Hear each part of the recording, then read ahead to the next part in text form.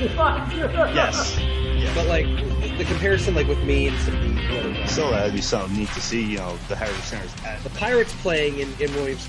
Welcome to episode 51 of the Non-Number Sports Podcast, the home of sports talk for everyone. I'm David. I'm Jason. And for our 2-year episode, we have We only do an episode guest. a year? What the hell? At this rate, yeah, we do at this rate, I guess. We have Johnny Bobble. We have Brad and Brig from Baseball Together. Guys, welcome. Thank you. Thanks. Thanks for having me. Thanks for slumming it with us. We're just happy to be here, man. There's not much going on in D.C. these days, so. Apparently not. And then there's sports.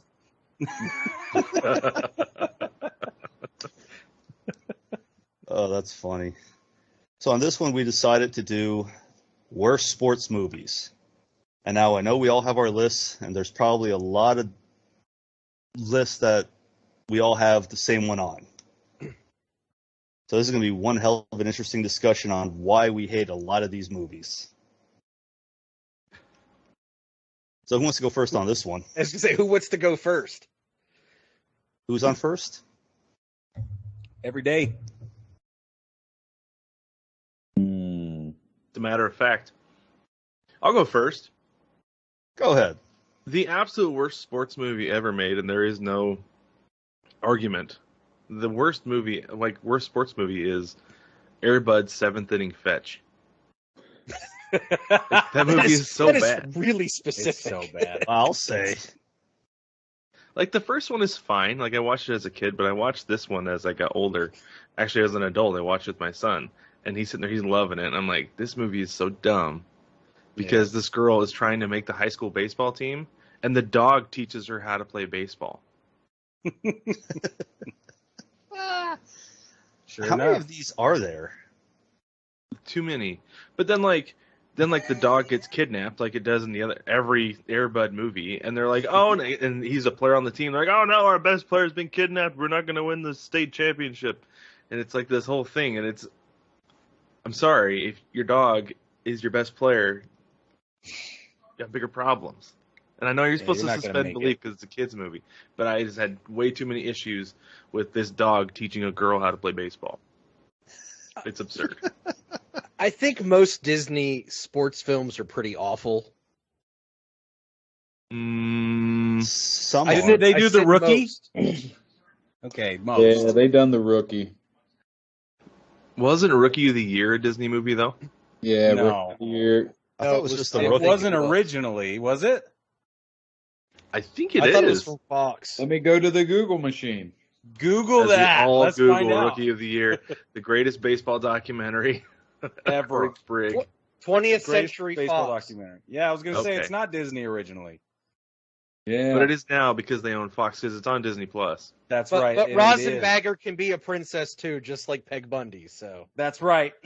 But if I'm not mistaken, wasn't Angels in the Outfield at Disney? Yeah, that's definitely Originally, yeah. Not taking shots at Angels in the outfield, but one of the worst sports movies ever is Angels in the End Zone. Oh, yeah. Oh, in the end zone. It's so bad. It's so bad. The only thing that was good is that it was the same angel from Angels in the Outfield. Yeah, Christopher Lloyd. now, we got to acknowledge that Disney's Angels in the Outfield is one of the few movies or TV shows that Tony Danza didn't play someone named Tony. That's a fact. That is a fact. Yeah, That's a fact. yeah. Well, maybe he just can't remember other names other than his own. I don't know if I buy him as a 50-year-old starting pitcher, though. Well, You know and Jamie speaking- Moyer.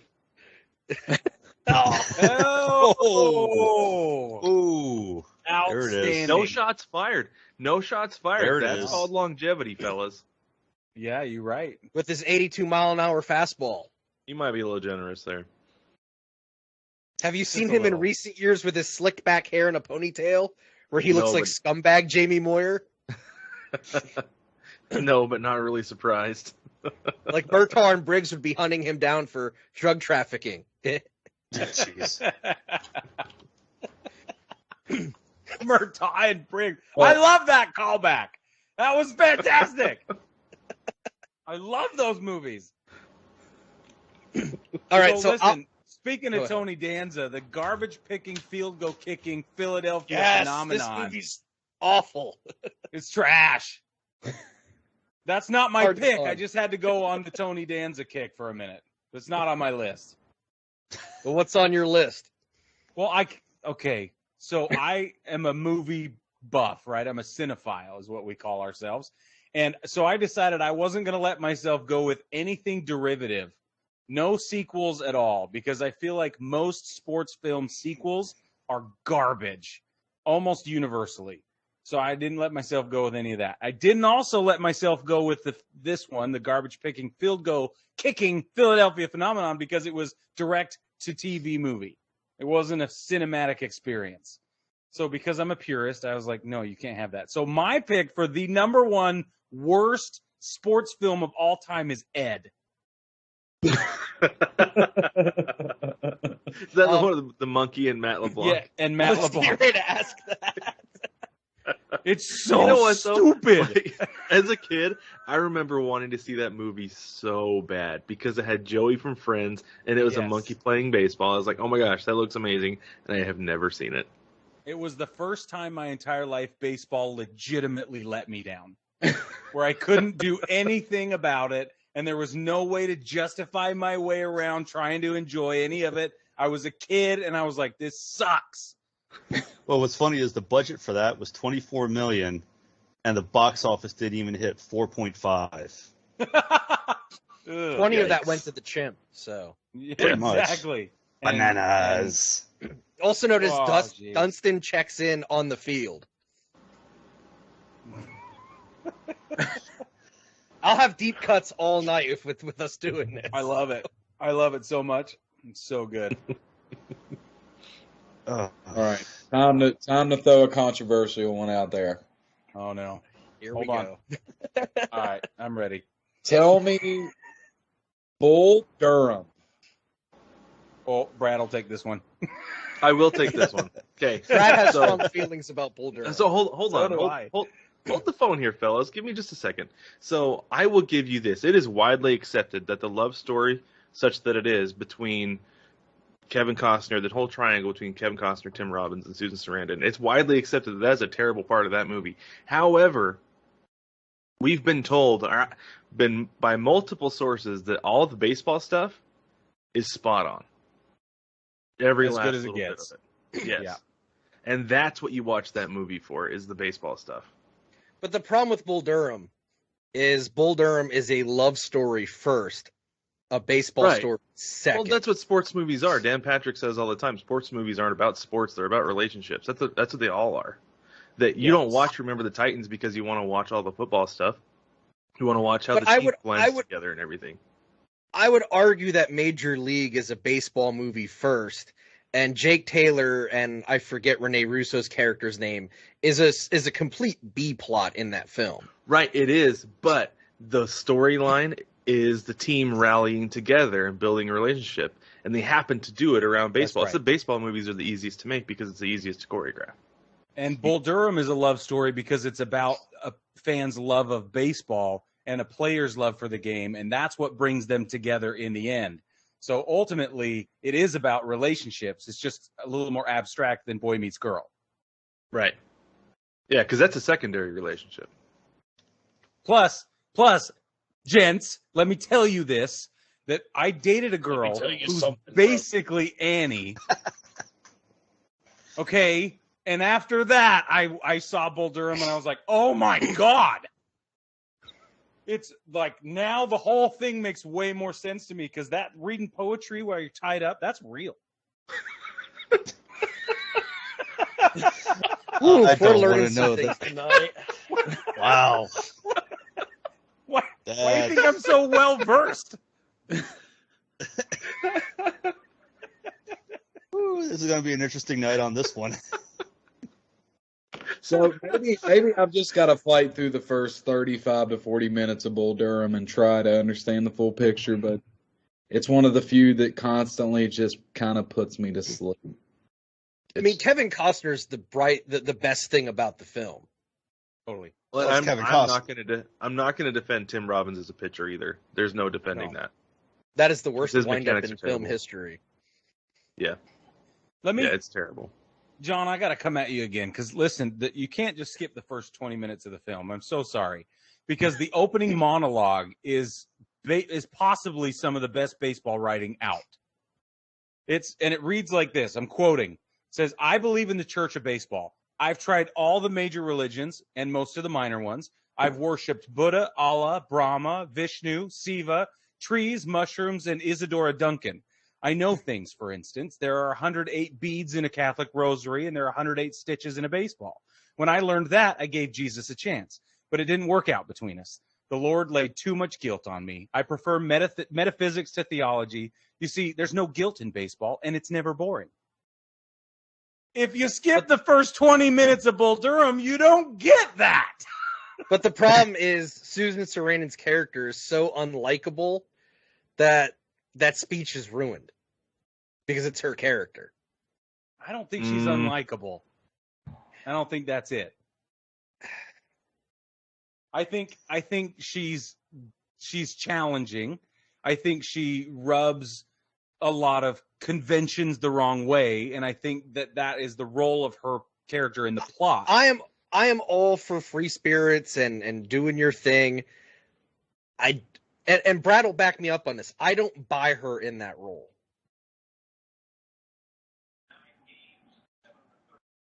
Whoa! Now you're letting me down here. You've said Oh, here we go. I'm sorry, but Here we I don't go. know. I don't know who else I would put in that role.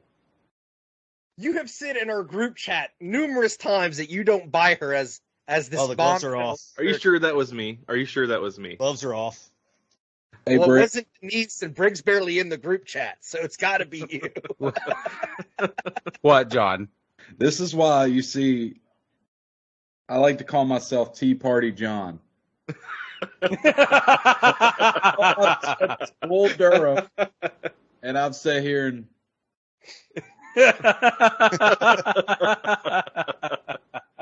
What more Brad's can I leaving me stir hanging up? here. I'm a little bummed by Awesome. this. Okay, Love it. I'll tell you this as far as Susan Sarandon playing, that she does play the part of Annie well, but I don't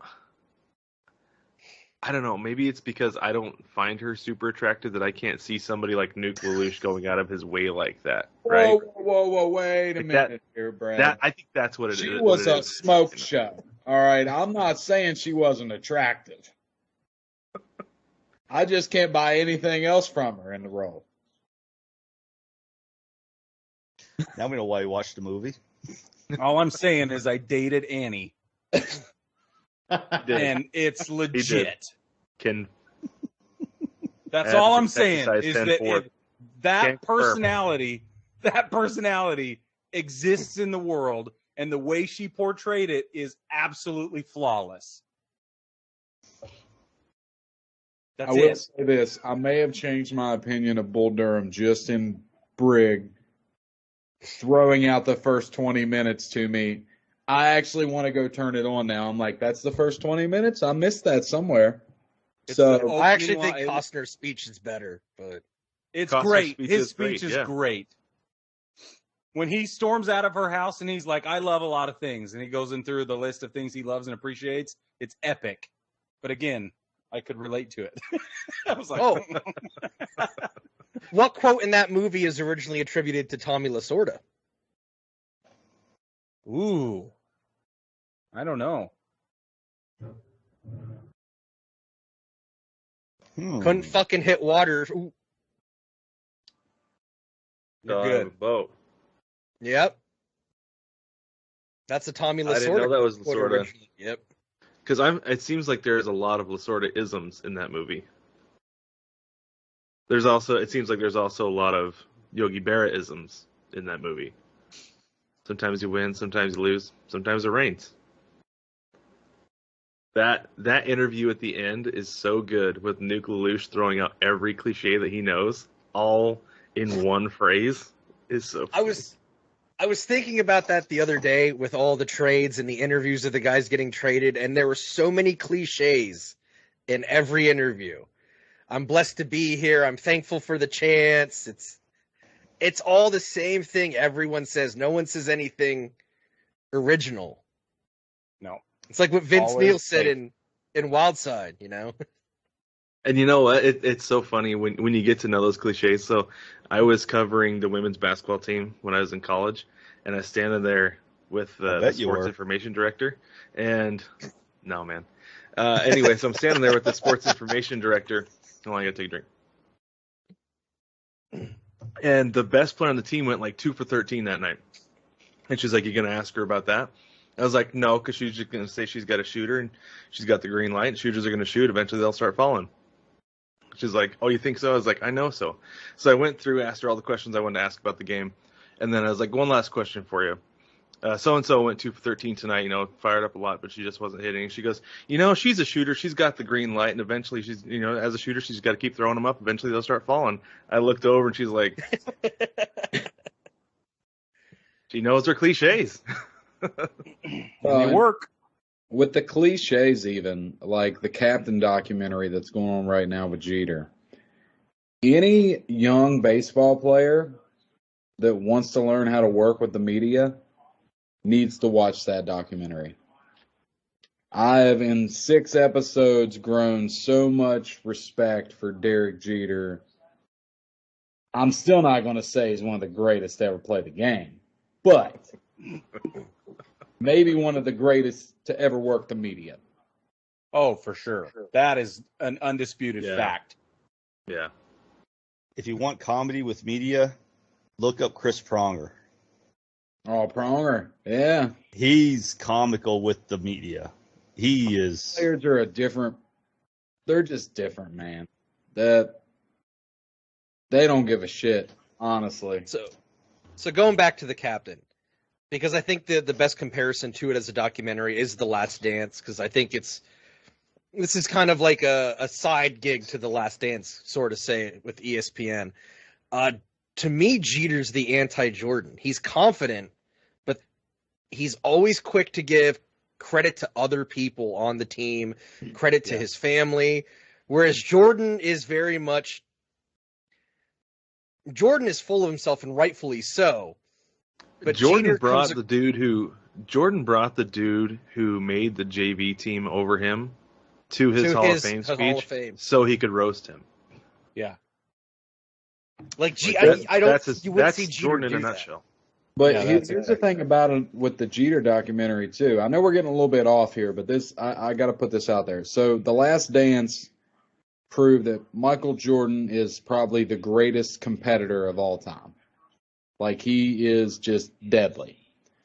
Jeter, the Captain documentary is, I mean, it's portraying him similar, but honestly, when I think of an athlete to compare Jeter to, I think more of Kobe. Because Kobe was not one to come, he wasn't as vocal to, like, Jordan's very upfront. Kobe wouldn't say nothing, and then he'd whisper in your ear that he's going to beat your ass all night. Like, he just wasn't. Jeter, to me, isn't openly saying these things until now. Like, he is being kind of upfront in this documentary, but he's kind of like, it's made me think totally different of Jeter. Like, I think he's a badass. I've been saying that since I was 6. The way he talks about his teammates, I would say he might be the greatest teammate in baseball. Yeah. Because he's never about himself. It's about the team winning. He wants to win, man. That's all it. it was ever about, was winning. And if the clubhouse dynamic needs to shift, or if somebody needs a pep talk, or if somebody needs to be left alone, or whatever it is, he would do everything in his power to make sure everybody left that guy alone, or that he got a pep talk from the right guy with the right type of personality to talk to whomever it was. Like, yeah, I've been a fan That's a Captain. of Jeter since forever. And that's a Well, Captain. And Brig and I talked about this on our show that, right? I think this came up that the Yankees haven't won since he retired. Yep. And I don't think that's a coincidence. Nope. Well, when you lose the guy that motivates you, I mean, kind Two of will in a row, happen. because you lose Joe Torre at the same time, and I think the two of them were the dynamic duo. I mean, you can't discount Don Zimmer and his impact as the bench coach, and you can't discount the Steinbrenner family and all the stuff they did. But I think when it came right down to it, I think Joe and Derek were co-captain mentality. Like they were one in the same. We're all going the same way. What do you need from me? What do I need from you? Let's do this. Yeah, I mean that's a captain. I had to make sure I wasn't crazy, Brig, and remembering who Don Zimmer was. Did No, you get the you army remember helmet? who Don Zimmer is? Don Zimmer is the guy who Pedro Martinez threw to the ground. Yeah. The elder that Pedro Martinez assaulted. Yes, the senior right. citizen. And that's Yeah. and the sad part is Assaulted that's by what he's Pedro known for. Martinez. I think what he's Throw known is for. That's the sad part. over-exaggerating it just a little No. bit. No. Like, he barely I was had a watching hand that on game. Oh, you Are you lied. He serious? grabbed him by his head He and, did. He grabbed him by the back and of the head. threw him down. Said, get out of here. And he stepped out of the way and it's he more like shoved him. a nudge than it is a throw. No. It wasn't a No, he nudge. grabbed him by his bald, aging head and threw him to the turf. That's exactly what happened. It was like if that had happened anywhere else, then every organization on the planet would have come after Pedro AARP would have had his next paycheck. for sure. PETA would This have is why assisted living facilities get shut down and go bankrupt. Is stuff like this. Legitimately. Yeah. I'm telling you. It's true. It is true. Oh man. All right, let's try to tread back to the worst sports movies ever. Oh, I think we kind All of right. it off there. I'll go next, and I'll make this short and sweet. Mighty Ducks 3 is an awful sports film. Yes. How? So here's where I take issue with this film. Other than, one, there's no teenage girl ever in the 90s who liked Pantera. Because Pantera was not teenage girl music. You don't know that. That's for starters. Two, how does a prep school sign Team USA, who just won the Junior Goodwill Games, representing America in hockey, and relegate them to the JV squad after giving them a full scholarship? Okay. You If they're saw how they talent- played against the varsity. If they're talented enough to represent the United States in international competition, In an age bracket. well, okay, so the guy who played Abraham from Walking Dead, who's 50 now, was 30 in D3 playing a teenager. Well, Hey, let me. That's just classic throw this Vander out. Beeking hiring right there. I mean, one of my things with the movie is not just that. What you're saying, Jason, is also at the end of the movie, how can a school just change logos just by dropping a banner? How do we have the Cleveland Guardians now? no, we Yeah. don't call him that. Brad does. I don't. Yeah, Brig doesn't. I do. I Well, recall. there would have to be school board Cleveland meetings, baseball. clearly. I mean, You know, I mean, and then, let- you know, let's I feel like put there's- this out there. So we have You have the to think about IMG that, though. Academy, right? We have the IMG Academy that's down in Florida, where a lot of the best young talent in the world goes. You have Oak Hill Academy, where the basketball program there. You have Huntington Prep, which is another program where young talent goes to. Like, that's not what happened in that movie. Was kind of before its time in a sense, but it's not unrealistic. And it goes back to what Brad said about almost every sports movie. It builds around, they all got put onto the JV squad, and then they rallied around one another, and then they beat the varsity. They became the Seton Hall Ducks, and we're all happy at the end of the movie. By that the is way- the biggest cliche in sports films is the rallying factor. It's literally every That's what sports you do. movie. Yeah. Yeah. well, that's it's not a sports movie without that. It's That's like- just, Can I that's just the say, though, thing. real quick? They're like country quick. music. How cool did the Mighty Ducks logo look with those colors? So cool. So good. Awesome. I loved it. I was like, man, where can I get one of those? Yeah. It was awesome. Too bad no jerseys were probably made. I know. Probably right. Yeah. But no, I think John hit the nail on the head though. Age brackets, and like I remember talking to guys playing college basketball. Like there was like 5 guys who all played at the same high school in Vegas. I think it was Bishop Gorman. And one of them was he's like, yeah, I came in, I played JV my first 2 years because everybody else was so good. It's the way it goes, man. Yeah. So I don't know. So we have debunked I don't have a problem with that movie. D3 method. I'm just throwing that out there because I love D3. Well, and that's one of my things too. Is that I feel like if you're gonna have a problem with D3, you got to have a problem with the other 2 movies because part of it is all the illegal hockey going on. Yeah. I thought that was going to be your issue. I mean, D1 I was okay with. D2 Yeah, was D1's stretching it, D1 is basically the Sandlot version of a hockey film. pretty Right. much. D2 Yeah, was, which is why we love it. D2 is like, okay, that's questionable on you have a coach that just took a ragtag team, won their district, now he's going to represent Team USA. Yeah, One season. Does One anybody- season. And Benny to the Jet on skates. You got to keep Benny the Jet on skates too. I mean, So does anybody realize though that talking about sports movies, so Miracle is based on a real story, like Yeah. that, but so just thinking back, D2 was made before Miracle, correct? yeah. But think back to D2. Remember the locker room part where they all ask each other who you are, where you're from, and who you play for, Mm-hmm. right? Yeah. Then you kick back over to Miracle, Mm. and they do the same thing.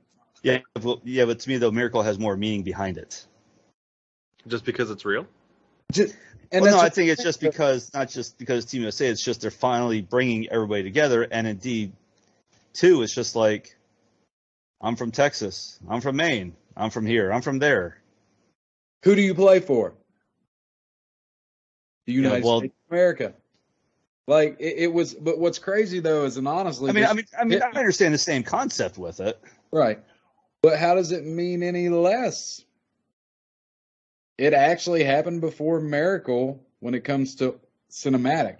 Well, I bet you though that they took that part of the script from what they knew about the story with Team Right. USA. Totally. That's Yeah. what Like, I'm he's sure saying. that's what that Yeah. movie's supposed to be.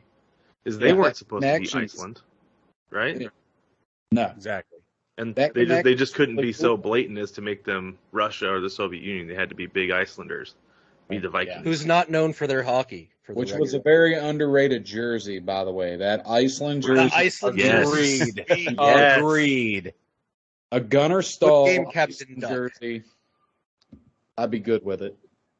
It's Yeah. awesome. I think David's the only one we haven't heard from for the terrible sports movie, worst sports movie. Oh, I got plenty to go from yet. Oh, so do I. We Yeah, got. me too. I'm going with Slapshot 2. Slapshot 1 was fantastic. I'm going with Slapshot 2 as a horrible sports movie. I didn't even see 3 because I just couldn't. But I say Slapshot 2. Basically, it's like the Harlem Globetrotters on ice is what they try to portray for this. That sounds Gary awesome. Busey's in it as the evil corporate overlord. Yeah, how Awesome. can you take that seriously? How can you not? He's in the greatest baseball documentary ever made. So we already know he has chops. Got to have to. He That's still have looks a to. little. He still looks a little human in Rookie of the Year, though. So True. Yeah, Yeah, you're Slapshot right. 2, I just couldn't. And especially when it just, I think the Hanson brothers are just playing this out. Like they're trying to play that name between everything now after the first one. It just, I think there's 3 Sandlot movies that they did that with. Yeah. There's 3 Sandlot movies. Yeah. 3 more. for sure, That'd be Luke pretty Perry's additional. in one of them. I mean, Wow. let's put it this way. Slapshot 2 on a Rotten Tomato score, 0% based on 5 reviews. I mean, come For on. the record, This is a movie David and I have watched numerous times in his basement as teenagers. So Yes, but still, it's still. We bad are well movie, but we versed had in to this watch So it. were you all like bashing the movie the entire? Yes. Or did you love it Okay. at the time? we laughed a lot. Don't act like you didn't. No, There's no, a we lot laughed. of Don't now, get me wrong. man. Yes, we did laugh a lot of the quotes. Yes, Talking about Airbud earlier, you man. know. I mean, no, I don't get me wrong. Yes, we did laugh a lot at it. Yes, but some of the quotes, yes, I do agree, were good. You know, like the They're not Louisiana memorable. move. Well, the Louisiana move. Blue Bayou. Exactly. Is that like the annexation of Puerto Rico? It means that the guy was so fast he blew right by you. Oh, I like that. Oh, I right like that. by Good. you. Yeah. That's clever. That's good. That's the most clever thing in the entire script. Pretty I see much. what you did there. Pretty clever though. That's good. So- You know, I mean, You go. you have the you Hanson could build brothers an winning the entire lottery. character development around that. I mean, by the end of the movie, you have the Hanson brothers. By the way, spoilers alert. Whoever's not, as we're saying all this, right? Shut up right now. I mean, when the Hanson brothers win the lottery to buy the team, come on. That's what I would do. And I'd fire everybody on the team.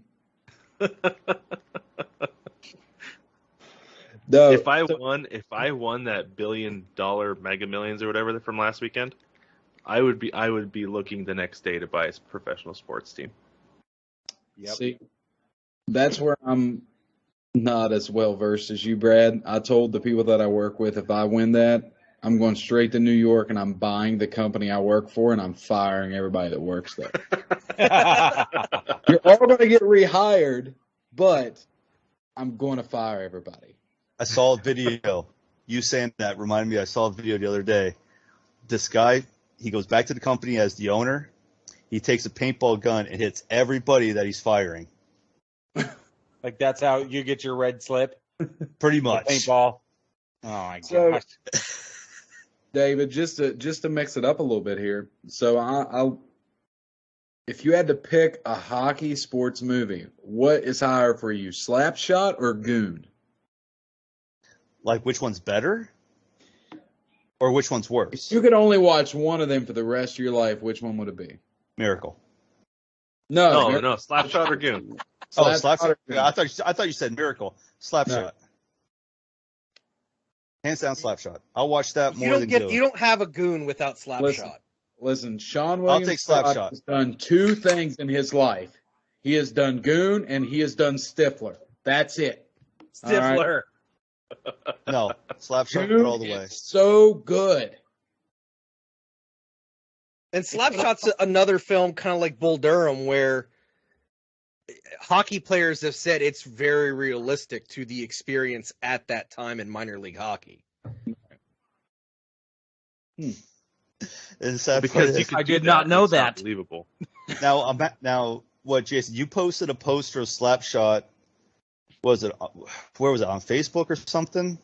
Yeah, we're talking And- about like 12 years ago, man.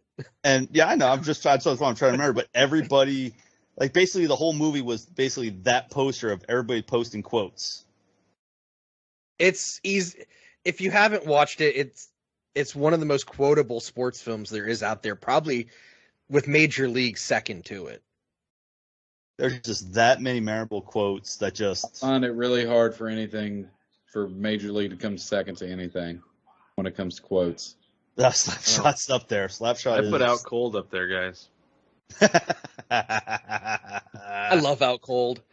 So funny. So This many could be good an lines in that entire movie. episode. You realize? Yeah. I've not seen that movie in ages. I mean, Brad and I have had excuses to bring that up on the Oh. Punk Popcast. Yeah, we fabricated excuses to talk about that movie. I've not seen that movie in ages. I bought that movie my first semester in college. I watched it 8 times the first week. Over the years, I watched it so many times that I wore out the DVD. There was no scratch on it, but it didn't work. I had to buy another copy. How many times did we watch that, Jason? I don't know, but my copy David made for me. Ah, I know of this. Yeah. That was a great movie, though. Who wants to go next? Okay, I'll throw out a potential controversy. I can't believe I'm going to say this because y'all are going to probably jump all over me. I cannot stand Mr. Baseball. Oh, you son of a bitch! I knew Here it. we go. Can't do I've it. learned. I learned about Japanese baseball from that movie. I learned what boredom was. Wow! Ooh. Wow! Shots fired. Shots fired. Even the relationship, Wow. right, that usually carries the Okay. film is abysmal and boring. Tom Selleck with I don't know what her character's name is not believable. No. Zero. I've not seen that movie in ages. That's kind of what I think Briggs alluding to is like, if the baseball portion of the movie sucks, at least the romantic part carries it, but neither part carries one or the other, so the whole movie just sucks. The best I thing enjoy about Mr. that movie is Tom Selleck's mustache. Yeah, but that's That goes without saying. yeah. That's it, though. You could Dennis Haysbert is great in another baseball film. He's just not Serrano. I think Yeah. whoever plays Uchiyama's not bad as the strict disciplinarian manager. Yeah, but I Mr. think Baseball. it was overplayed. The strict Mr. disciplinarian was overplayed and maybe culturally appropriated. I'm not going to go that far, but maybe. The budget for the Ugh. movie was $40 million. It almost hit 21. Right. Almost. It's got a 12% tomato meter. I would And a not 6 tip out of my 10 cat if I stars pegged you with on a IMDb. ball right now, Brig. You wouldn't feel bad if you threw a ball at me? I said I wouldn't tip my cap. Oh, I thought you said you wanted to hit your cat. No. So in the I film, said, what? they explain that in Japanese baseball, if the pitcher tips his cap after he hits them, it's an accident. If he doesn't tip his cap, it's not an accident. yeah. That's why I said I wouldn't tip my cap at him if I pegged him. That's a deep cut. You're right. You're bringing them tonight. That's good. That's good. Oh, this I is like great. I got to tell you though, I've never seen the movie, but IMDb has it listed as a comedy, a romance, and then a sports movie. Yeah, It is not funny. It goes It on this doesn't list. get any of those. They should take all three down. Yeah. It's not funny at all. It's better In than fact, Mr. the comedy Freakhouse. is forced and dry at best. Like, and dry comedy is awesome, but they just don't do it. It's just anyway. Sorry, So- Jason. Love you, man. Hate that It's- movie. Is there any more like really bad ones that anybody All right, I got one. out there? And this one kills me because I'm a huge Rodney Dangerfield fan. Don't Uh-oh. you dare say Caddyshack. Yeah, I was going to say, I will. No, You can say number 2, but not number 1. Mhm. number 2 is on my list, but number 2 has a great Kenny Loggins song on it that kind of saves it just a little bit because I'm a big Kenny Loggins fan. Have any of you ever seen Ladybugs? Yes, I have. Yes. No. I've heard of it, So- but so I've the- not seen it. So the premise of Ladybugs is Rodney Dangerfield is trying to climb the corporate ladder where he works, and he's made the coach of the company's girls' youth soccer team. And he brings Oh, in I've a heard of ringer. this. It's his grandson. No, it's his fiance's son. Either way, Oh. he's a kid, and he dresses like So a girl. he has all the his fiance's time. son It's so funny. dress up as a girl. I think his name is Matthew, but as a girl, he's Martha. Oh my god. That's amazing. Yeah, yep, you're right. It is Matthew and Martha. Jason, I'm not gonna lie. I feel like you're digging really deep for this one. No, I haven't seen this It's one. a I've real heard of film, it. and I've seen it. It is a It's- real film, but it is real funny. I love that movie. I mean, It kills me. But But it's the thing is, only though, funny because of Rodney. It's not it didn't funny even for make any budget. other reason. Okay, It didn't even make budget. That's fine. I was 7 when I watched it, and it was hilarious then. So, Well, I was 8. Yeah, so, but I remember it, and it was 12% on the Rotten Tomatoes. It's 12%. still at the front of my mind because I loved it so much as a 7-year-old. This is exactly why I will not watch the Air Bud movies at this point in life. Because, like, I'm Yeah, afraid no need. it's No, going to don't. destroy me. Don't. Yeah, It'll don't. ruin it for you. Oh, what's his? Oh, he plays Farmer Fran in The Water Boy. Oh, Oh, Sean's uncle in Boy Meets World. Yeah, so he's in it as like this angry, evil drill sergeant coach for another team, and his scene with Rodney's pretty good, but any scene without Rodney is awful. That's fair. oh, that's right. I mean, it's Roddy. That's, it's like in Caddyshack where basically all his stuff was improvised.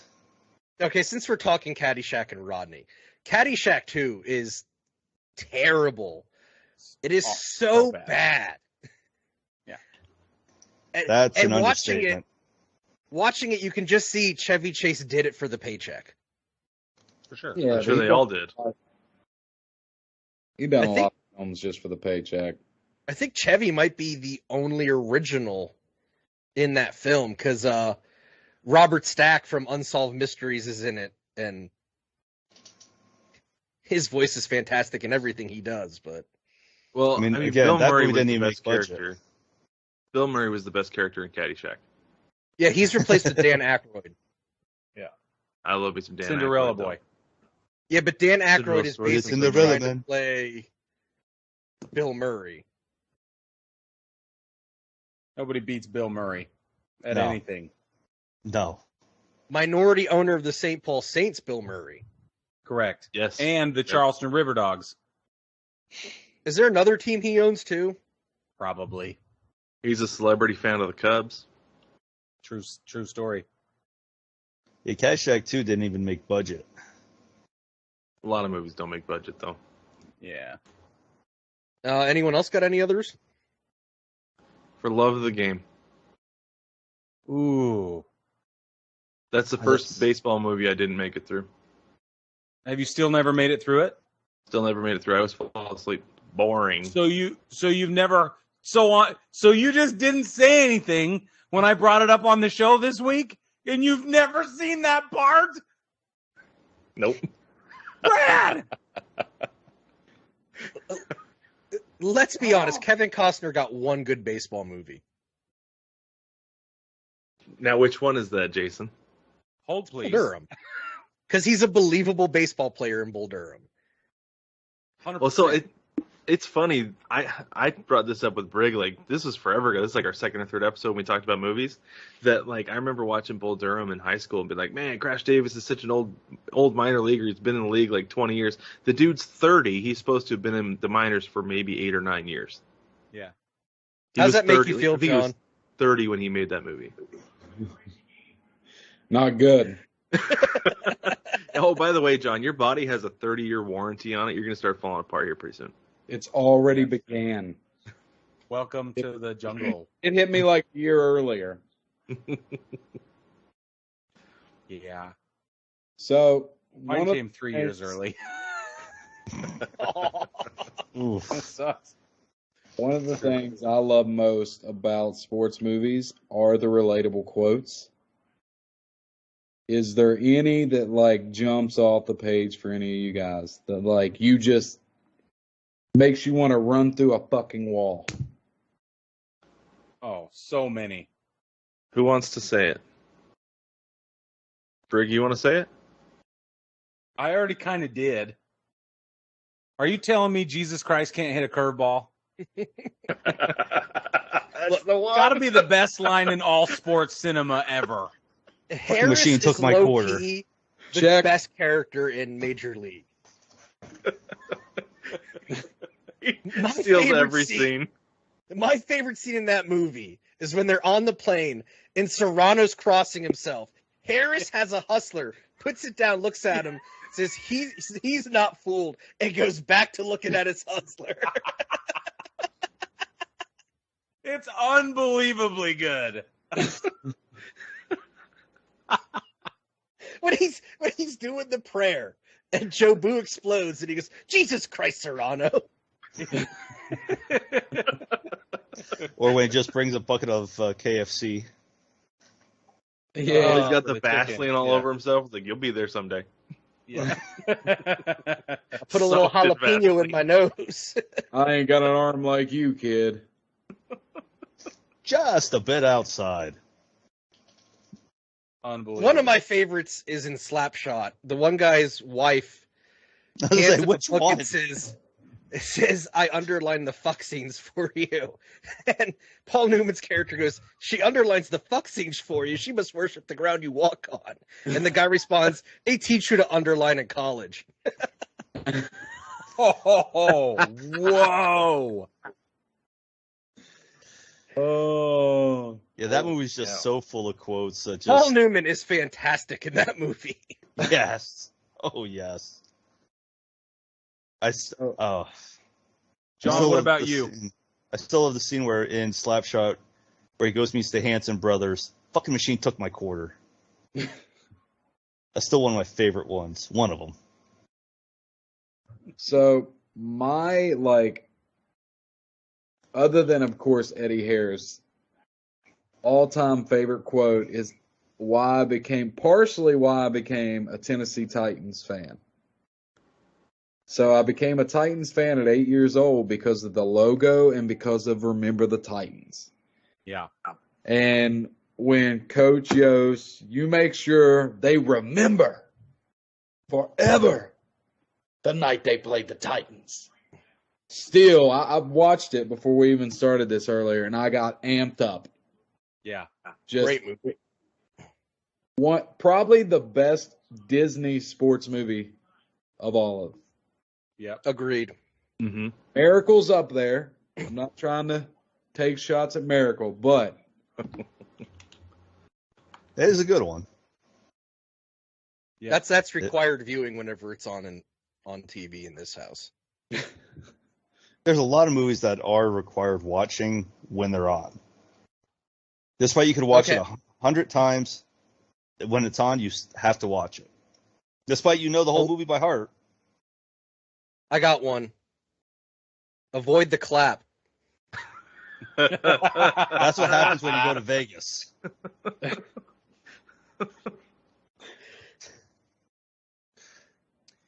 So I got another one. It's not a great sports movie, but it's a great scene. It's Any Given Sunday. It's a decent sports movie. It's like right in the middle of the road. But the Al Pacino halftime speech, the Inches speech, is like as good as it gets. And it's set to the perfect music. And he's like, he starts the speech by saying, he's like, I don't know what to say. I don't know what to say. 3 minutes to the biggest moment of your professional lives or And then he whatever. comes out And with then he that. goes on and it just builds and it builds. And it's this perfect depiction of what a halftime speech could ever be. And it's excellent. And he starts screaming.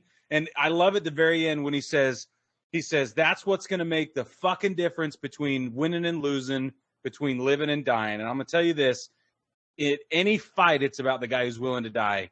It's going to take that inch. And I'm like, that gets me so amped. I memorized that for some drama club thing we did, some state competition or something in high school. You were And in because it drama was club? in Utah, everybody hated it because I dropped the F-bomb. But you were in drama club? Bro, all the way, baby. Yeah. Dude, I was in. I was in the high school Shakespeare musicals. competitions and all Yeah, I kinds know. of I stuff. still mess with you with it, though, too. I was going to say I was a show choir guy. Hell yeah, me too. Nice. It's awesome. You know what? I tell my wife all the time, that's the one thing I regret from high school is not doing all the other extracurriculars besides, like, I played baseball and that was it. You know, like, Yeah. I had the swim coach came to me. He's like, hey, you want to join the swim team? I was like, I don't want to wear a Speedo. I'm not going to join the swim team. I had other things I could have done. I didn't do any of them. I wish I had. I think that's awesome. Good Yeah. times were had by all. I played 1 year midget football, and that was it for me. I stayed away from any high school sports. Yeah, but you played hockey, so. And I you were on a played championship roller hockey team, so, I mean, it's I not played like you something didn't play better. sports. No, but I didn't play high school sports. other than just that 1 year of midget football. I Which did is really damn nothing. Yankees. What is it? What do they say? I topped out in baseball in Little League. Yeah. Me too. I'm there with you. Yeah. No, I don't even mind admitting it. Say I couldn't hit a fucking curveball. Me too. I couldn't Dude, do it. It's hard. You know It's what? hard. Like, there's a reason big leaguers don't even, like, a lot of them don't even swing at them. Like, they'll let them go. They'll just wait for fastballs. It's amazing. Pitchers throw anything besides curveballs sometimes. Like guys like Matt Brash with the Mariners. Like, he lives by his slider because the wipeout slider, nobody can hit it. And when it's in the zone, he's deadly. Like, Yeah. He's completely dominant. Yeah. Because nobody's going to hit that kind of spin, and he doesn't need to throw a fastball. But when he does, it's still 100 miles an hour. So You think a guy like the once upon a time Mr. Slider man, now Mr. 6.5 ERA, Corbin, he used to rely so heavy on that slider. His slider was dirty, Mm-hmm. and you just don't have it anymore. Yeah, I was going to say they're good until they hang. Yeah. That's it. Then Then you abandon it. Your favorite pitch is better. All right, so Jason. something. Go ahead. I know you got to have a quote for me. I mean, I have plenty of quotes for you. What are you looking for here? Can we go back to Out Cold for a minute? Of course. Of course. Great film. I guess I'm going off the beaten path of the snowboarding movie. But anything that Stumpy says in that entire movie, the whole thing at the end where there's the one in the middle where he's like, I was bumming around in a little hole in the wall town, what is now called Utah. Fellow came in, tried to make some so-called improvements, challenge the mayor's son to a gentleman's duel. It goes on the whole thing. It's so funny. That's my favorite part of the whole movie. Need to watch it. I've forgotten some of it. It's awesome. Okay, so I'm going to go deep cut here, and this is more of a parody sports film than an actual sports film. One of my favorite scenes in basketball is when Squeak goes to the Samoan dude, I hear your mother's deaf. And the Samoan guy goes, no, she's dead. And Squeak goes, well, maybe that's why she didn't move around a lot. Oh. Because psych outs are part of the game in the movie. So he psyched him out. Ooh. It takes a certain sense of humor to really enjoy basketball, and I have that sense of humor. Yeah, I love everything that's about a that. deep sense of humor on that one to have that. And that movie still holds up as relevant 25 years later because of players getting traded, teams moving cities. It all is still happening now. Nothing's changed. I don't know where to go after that, Jason. I'm sorry. Holy smokes. It's not as vicious as it sounds watching the movie because Squeak's 5'5" and he's real skinny, and they write it on his palm, so he's reading it off his palm in the scene. It's one way to do it. And that's the least messed up psych out in that movie. So let's kick it back to a really good sports movie. There's no crying in baseball. It's It's a excellent. classic. Yeah. Did you know they're coming out with a miniseries this month? On What? Prime. It's I on didn't know Prime. that. They're doing For League of Mhm. Their Own as a whole series. I didn't know that. And it looks It excellent. looks awesome. Yes, it's going to be amazing. Is it a documentary or just? No, it's a it's a No, series. it's It's like Okay. it's a limited television series. yeah. Oh, okay. So for years, Jamie argued with me about the old lady at the end playing Gina Davis's character. Because she's like, that's that lady's voice. I'm like, it's not. That is Gina Davis voicing Yeah. the old lady. She's like, no, it's not. And I finally looked it up on IMDb. I'm like, look at this. It is not that old lady. true story. They just did her makeup up really well. Very well. Yeah. John asked the question about great sports movie quotes, and I have one that I just love so much. It's the Friday Night Lights is a terrific explanation of what truly competitive high school football should be and is. And I love at the end. Spoiler alert, but I love. Anybody not seen Friday Night Lights? Saw it in the theaters. Been a long time. Brad, you've not seen it? Oh, I can't tell you what happens at the end. That's fine. I don't think he really cares. Fine that I can't tell you. No. Go ahead and tell me. I'm past the window, like the allowable spoiler window. It's been 40 years. They lose at the end. The team that we follow, the main group of protagonists that we follow the entire time, does not win the championship football game. So it's the football version of Little Big League. Wow, no. No, I'm just kidding. Because it's way better than Little Big League could ever have been. Excuse me? I'm so sorry. Baking powder? Yeah, I know you love. I love Little you Big for League. that. I love Little Big League. And it's not a bad film. It's just that Friday Night behalf Lights of is the entire incredibly Apache Nation. superior. I accept this olive branch of peace. Thank you. Jonathan Silverman is the best character in that whole movie. He's so funny. Agreed. Second only to Ken Griffey Jr., by the way.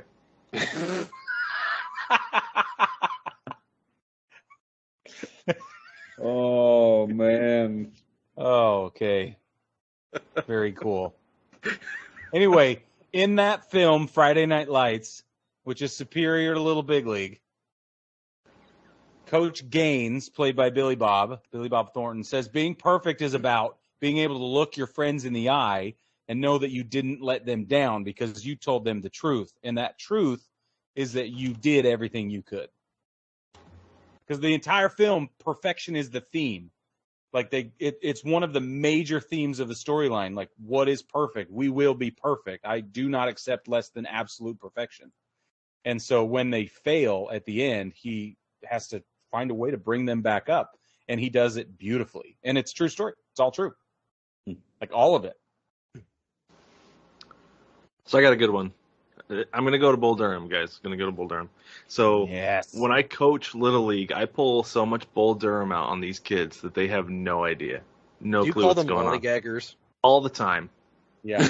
Anytime they're walking on the field, like, you're lollygagging. There's no walking on a baseball field. Run, you're lollygagging. Bunch of lollygaggers out here. So there's that one. And then when you have kids pitching who just want to strike everybody out, I'll go out there in the middle of an inning and straight up tell them, don't try to strike everybody out. Throw some ground balls. It's more democratic. Strikeouts are fascist. And they'll look at me like, what? And then I walk off. And then they go out there, they throw some ground balls, and they get out of the inning. It's just fine. And then another one is... Brad's going to go viral one day because a parent films him saying this to kids. They don't know True. what I'm saying to them. Neither do the kids. It's okay. Exactly. 'Cause the kids can't go tell their parents because they don't know what any of that means. They don't know what I'm saying. Yeah. No. And then you get the They kids have who to. are out there trying to squeeze blood out of the baseball. I'm like, it's an egg. Hold it like an egg. Yeah. And that usually works too. Yeah, that's awesome. The rose goes in the front. I've never used that one. I would hope you don't. Waiting for Let's the keep day. it that way. Yeah. One of these days, maybe I'll go out and talk to the pitcher and just be like, the rose goes in the front, big guy, and walk off. Like, what? Just Will to see you the confusion please on do his that? face. Will you Take a look please? at the confusion and record the pitcher's reaction. You have to It record helps- the pitcher's reaction. It helps him breathing out of the right eyelids and mixes up their left, right brain, everything. You just got to mix them up a little bit. You tap into the have to. It's all there. Get your chakras in line. It's all together. It's all the same. It works. The have to is exactly right. I need another Fresca.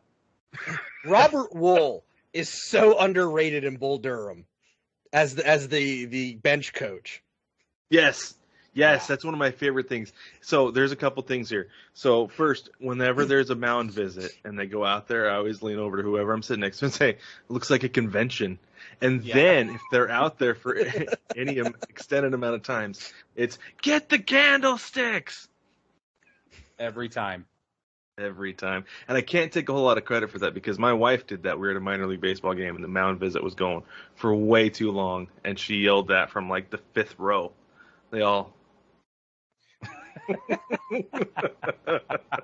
So, For the record, Brad's wife is the bomb, by the way.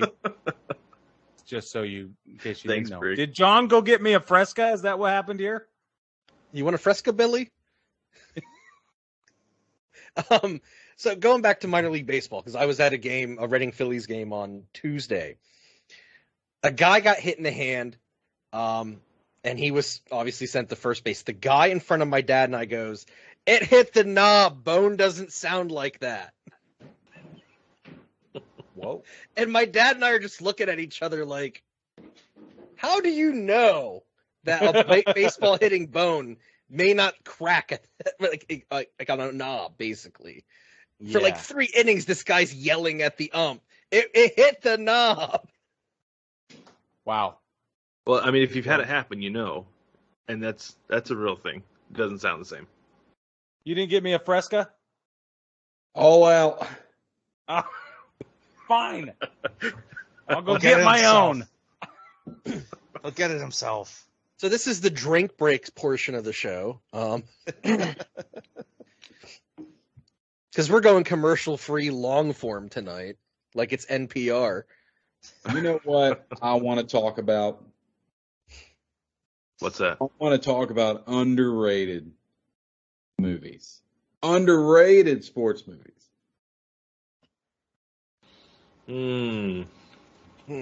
Everybody's got to have at least one where they're like, I know Jason's going to be like, what movie is that? And I'm going to be like, it's a great one. You need to watch it. So this is one I've mentioned on the show a few times. I'm a big proponent of the film Undrafted. So it's strictly a B, maybe even a C level film. It is directed by Joseph Mazzello, who is the kid from Jurassic Park.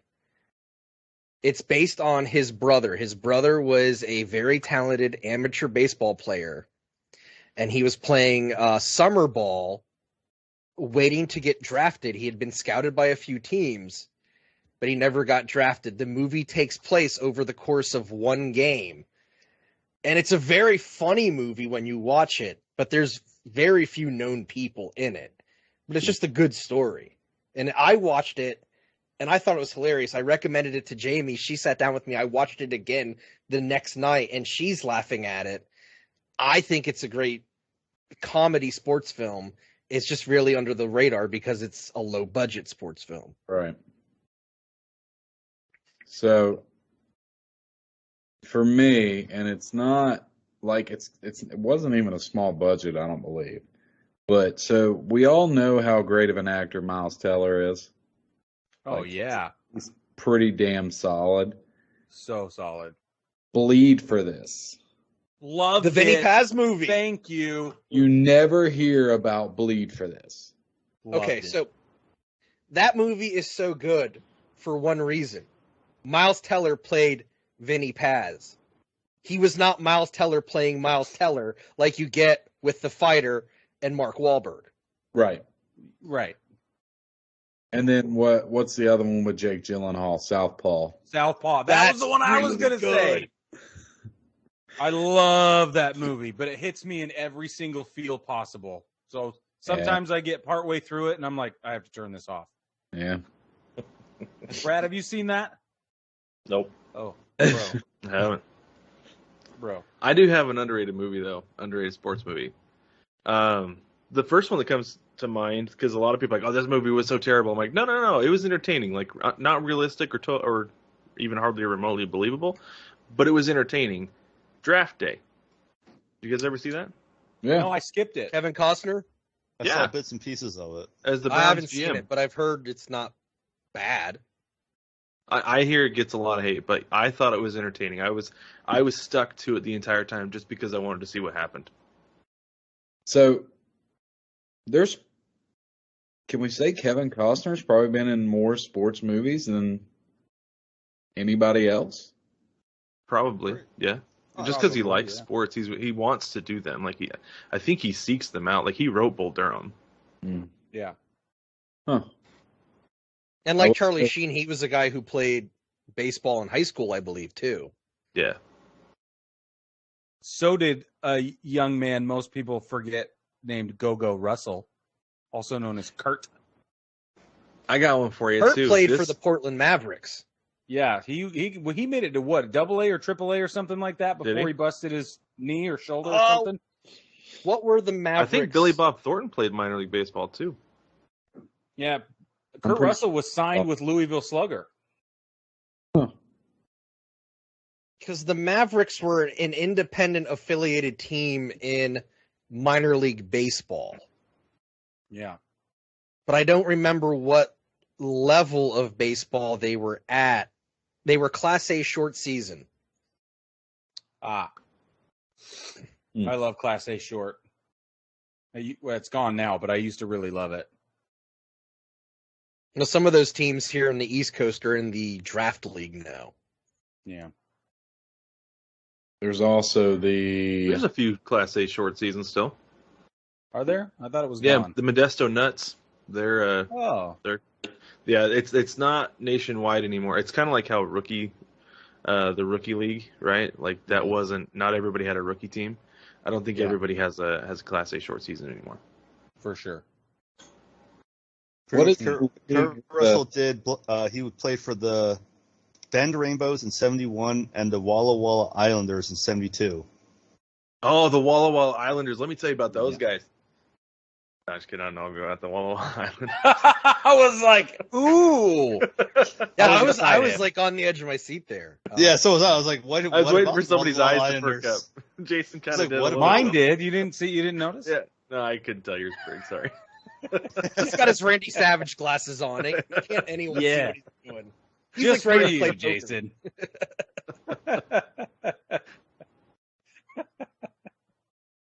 What's a sports movie everyone hates? Didn't we do those already? Well, no, we did worst sports movies. Oh, Rudy. Oh. There we go. Stop. There we go. Rudy. No, it's so good. Take I that. hate Rudy. You know what they're I gonna do? loved it. They're gonna make a movie a lot like Rudy, but it's gonna have like a better ending because he actually found success, and it's gonna be the Jose Altuve story. Undersized, was told to go away, kept fighting, came back, except he's like wildly successful, which Rudy was not. Where are they going to stop that story? I wonder if they stop it at his All-Star game. Honestly, like, that's a legitimate question. Like, where do you stop the movie? I think you stop it at either his MVP season or at his first All-Star game, because there's a lot that goes into it up to that point. Like, don't get me wrong, I do not like the guy because he plays for the Houston Astros, and I have never liked him. But I do respect his persistence and his ability to make it in the big leagues, 100%. being his size. 100%. I'm So just you still all hung know up on the I'm- cheating. I need to stop, but I'm still there. So you all know I'm a big Simpsons fan, and they have Rudy in an episode of The Simpsons where they go to the Super Bowl, and Rudy's trying to get on the bus to go with them to the Super Bowl, and he goes, I can make it, and Homer boots him out of the bus. Oh, no. The Simpsons do sports episodes really well, going back to the epic softball episode of 92. So let me say something about Rudy. Rudy has the greatest soundtrack of any sports film ever made. I don't know. Little Big League's got a pretty good soundtrack. And You clearly don't know I'm- the song No Easy Way Out from Rocky IV. Rocky. I know you were going to say Rocky. No Easy Way Out is great. But guess what? It's They're just gonna go with Eye of the Tiger. That's Rocky no, because III. it's the score. Well, still Rocky. They're not jams. This is instrumental symphony music, right? It's the actual score for the film, and it is the best. If you take away anything with words and you leave it just instrumental music, it's the best instrumental music in all of sports history. Okay. Sports I film give you history. that. Thank you for the clarification. Okay. You're welcome. Yeah, because I bought the Out Cold soundtrack for one song. Yeah, for sure. And the greatest baseball documentary ever made is my number 2 best sports movie music of all time. I'll give you that one. That's a good one. I'll put it There's up nothing but triumph in it and joy. Major League has a good score.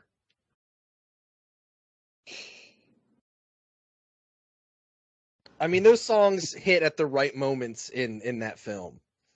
Yeah. Yeah, they do. What about Sandlot and its score? It's not a score. It's It's compilation true. of It is. songs. You're right. It's a soundtrack, not a score. You're right. I Yeah. mean, the best song in The Sandlot is Ray Charles singing America the Beautiful. Oh, 7,000,000% agree with you. It's been years since I've seen that movie. We just watched it last week. I was going to say, then you're Right. parenting wrong. Yeah. Hell, my kids I want watched to it play on hockey. the 4th of July. I watch it on the 4th of July every year. How my Nice. kids want to play hockey, so I'm not sure there's going wrong with that. Nothing. Not a thing. Briggs' Especially if daughter's you're in going to be a Iceland. future world champion in boxing, so. Oh, man. My kid. Okay, I'm going to tell you a story because, yes, you're right. As long as she tested up and got her orange belt in Muay Thai this afternoon. So Nice. she is feeling like a Congrats. certified badass. Yeah, UFC is in her future. that's right. But I want on tickets. Sunday, she went to a birthday party for a friend, and they had a slip and slide bounce house in the backyard. Okay, and Olivia broke the rule, and I told her a million times, don't go up the slide. You just don't. Everybody knows that. If you do, then there may be consequences, and then tough shit. You're out, right? So sure enough, birthday girl comes belly flopping down one side of the slide, head first, smack right into Olivia's front teeth. Just the forehead Ooh. met the. Oh. And she bent her teeth back a little bit, and there's blood everywhere, and she's screaming, the other kid's screaming, but my little girl popped right up and came running over to me, and I was like, girlfriend, listen, nobody will ever hit you that hard. Ever. So if You're you right. can pop right up after that, I mean, relatively, like, you're going to get hit harder, and you're going to get a little tougher every year, just like it's the way it goes. But, man, if she popped right up after that, she should have been out cold. Jeez. I was like, you are going to be just fine. Damn. Yeah. That hurts, man. She's That a hurts my tough mouth. kid. That hurts just thinking about it. My teeth hurt, but that is bad ass. Yeah. it I is. mean, I've had a hockey stick hit me square in the mouth already, but damn. Yeah. Yeah. Top of another little girl's head. And moving at speed with gravity and everything. And Yeah. I was Oh, like, man. whoa. That's Did you that's watch it as it happened? No, I just heard the screams, and then I got the story later, and I was like, and then I went and looked at the bounce house, and they told me where they were on the house, and I was like, doing the math, and I was like, oh my God. Like, now I know what trigonometry's for. It didn't matter till then. Physics like a class, murder scene. Brig. Physics. Yeah. look like a murder I scene. love when Physics you and do that calculus. freaking voice. The best What? voice ever. Oh, let me break out my calculator here. When he did that on the home run derby thing, I So damn near pissed myself laughing at it. Speaking of I home run beg derby him to between you do it. guys, did you guys post Pine to Face? Yeah, we did yesterday.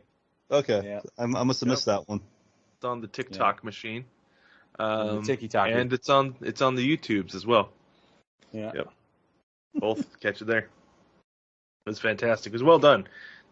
Olivia did an amazing job getting Brig at the pie. She did 2 hands. She grabbed Oh, the there plate you go. by 2 hands and went boom and pushed it right in my face. And then Briggs' teeth bent back, and he had to pop them back in place. And I was His out imprint was in cold. the tin. And she made dinner for herself and called the ambulance and put She's herself to sitting there- bed and everything. And then sitting she there sent me the eating. It's video. like, yeah, he's right there. She sent Brad the video, and I got rained on. It was fine. Yeah, he's right there. Just he's fine. Nom nom nom. Yeah, she's awesome. Oh, you want to see his face in 10? Here you go. Yeah. So just to jump back on this, so there's 54 games left in the season, and the Nats have to win 14 of them for me to get my pie to the face. So you took the under, right? I thought you said they wouldn't win more than 50. So That's right. Yeah. Okay. Yeah. Because if they go on some massive losing streak and they don't win those games, then I get the pie. I have a feeling you're going to get the pie. They might.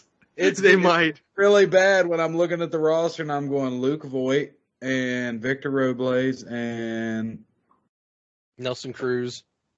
It's so funny. Nelson Cruz, everybody in Seattle's like, the Mariners could use another bat. Bring back Nelson Cruz. I'm like, yeah, the Mariners could use one more bat, but it's not Nelson Cruz. no. Please. God. You could have Robbie Cano. Mm-mm. Someone will pick him up before the end of the season. Yeah, in Japan. Yeah. But somebody would still pick him up. That's right.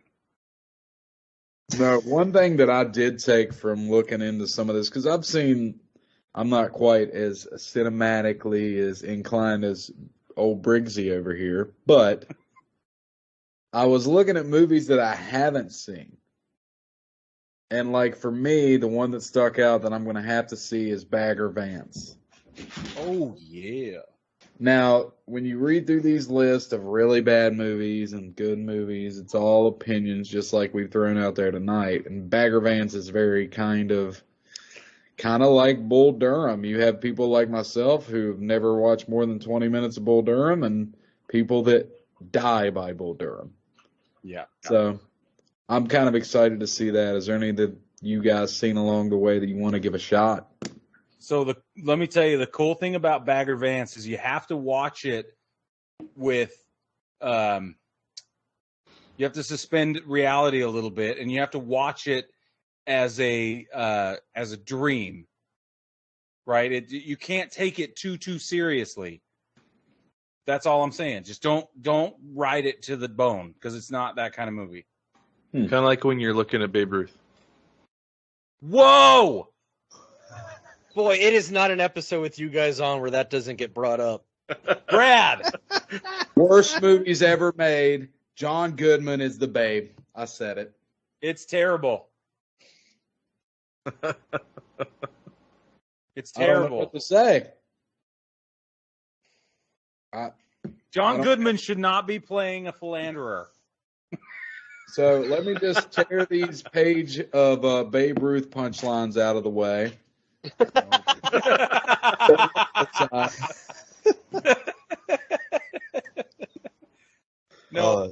No, it's not good. I don't know how accurate it is, but it's not that good. It's been so long since I've seen it, I really can't tell you if it was good or not. But it's kind of like Air Bud. When I was a kid, I remember Air Bud is a great movie, and now I will never watch Air Bud again. Solid life choice. Can I give you guys a movie that surprised me? Yeah. Absolutely. It's Warrior. With the brothers? Yeah. But I think they didn't know they were brothers, if I remember right. No, they did. They did. That's right, they did. Yeah. And Nick But Nolte. nobody else knew. Oh, bro, I love that movie. That's a great movie. It's so good. Have you guys seen, everybody else seen that? I've seen bits and pieces of it. I know what you're talking about. I haven't seen it. Oh, dude. What was it? There was a movie, and it's probably going to be controversial. So you all remember the original Never Back Down? Yeah. Yeah. So the one line, I cannot remember. It was definitely Never Back Down, the first one, because that's the only one that was worth watching. But he said it goes back to and he kind of goes back to old Mike Tyson in that sense too. He's like, the first time you get hit in the mouth, there's two things that register in your mind. You either back the hell up or you get the hell in. Yeah. That's one of those quotes I'd forgotten about that I was like, damn, that's a good one too. Yeah, that's awesome. Yeah, that's basically true right there, 100%. Yeah, Mike You either Tyson back used up to or you say go. everybody has a plan until they get punched in the mouth. No, he said everybody has a pan. Did you ever? or until you eat an ear. Either or. Did any of you ever see the documentary of him There, from bud. like There's 2009 Airbud or right there. 2010? No, but The they're Mike coming Tyson out with another documentary? one. Yeah, I think it was on Stars when it first came out. But my brother-in-law was over at the apartment when we lived in our apartment. We watched it, and we drove Jamie crazy watching it. But there was a point where Tyson's talking about his pigeons, and he talks about how one died, and he goes, "Excuse me, I'm gonna cry." Like, Yeah. he had to full on tell the director he was gonna cry because these Yeah. pigeons meant that much to him. No, that's a real thing for him. That's legit. No, and if you want to read one of the best autobiographies ever, Mike Tyson has a terrific autobiography. it wasn't that it was funny. It was funny at the time, but it's because of the persona that we knew up until then of Mike Tyson. It was so 100%. shocking. Yeah. Right, when you find out that he used to cry before he got to fights because he felt bad for the other guy. Yep. Or he I felt bad. So there's two versions of that story. One is that he felt bad for what he was about to do and what that meant for him about himself, but then the other version is that he felt bad for what he was about to do to the other man and their family, like how that would affect their family. So Yeah. I'm a firm believer that Tyson's career would be totally different had Cuss not passed away when he did. And Because without Don King just Yeah. used him. Totally. Absolutely. And got away with it, honestly. Yeah. And I mean, thankfully he's had this renaissance and he's been able to, rehab his image, but if he doesn't go under Don King as his promoter and manager, he doesn't have the trouble he has in his life. Yeah. Not as much of it for sure. But if you read Teddy Atlas's book, so Teddy Atlas worked under Cus D'Amato. Right. And Teddy's book is maybe the best boxing book I've ever read. Honestly, it's an autobiography as well. And he talks about Mike, and everything that Don King expanded upon was already there, though. All of the things that Mike became and that made him into the image, were the seeds of that had started to bud and blossom on their own before Don King exploited them. Cus D'Amato would have Mike Tyson read about generals and warrior philosophers, and he was studying Hannibal crossing the Alps and ancient Roman legionnaires and things like that, just to study battle and warfare and strategy. Like Cus had him involved in human psychology and stuff like that. Like, it was nuts, man. It was like a cult, but it was just a couple of dudes. Seriously. I read when I got through. So I read Atlas's book, and then I read Tyson's newest autobiography, and a whole bunch of my opinions on Mike Tyson went this way, and a whole bunch of them went that way, and it ended up balancing back out, but in totally new ways. I see the man as in a completely, like, a much more nuanced and much more empathetic way. It's fantastic. The guy is fascinating. He's not what you think he is. I will have to check out Teddy's books. Teddy's probably my favorite play-by-play guy in boxing. And it's a shame that him and ESPN have had a falling out, I believe. Yep. Well, that happens to everybody in ESPN. Yeah, it does. That's true. Yes, let's be honest. There's an entire book about it called These Guys Have All the Fun. Highly recommend it.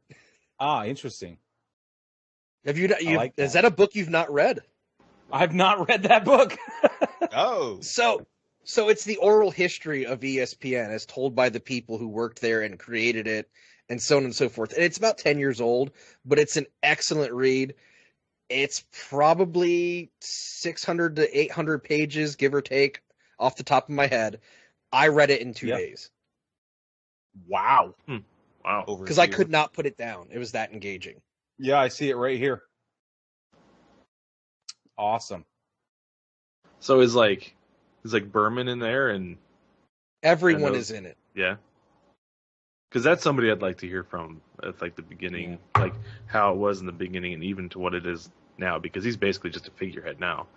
But yeah, I'd be curious to see, like, actually have him candidly talk about how it's different, and how the talent is different too. So no surprise to you guys, I'm a big nerd with a lot of things, and the Wild West days of cable television fascinates the crap out of me. Because at one point there's no such thing as cable, and then within maybe a 10-year span, cable's everywhere. So the ESPN book was very fascinating to me because I love sports and ESPN, and it's something I grew up around. My dad had ESPN on constantly as a kid.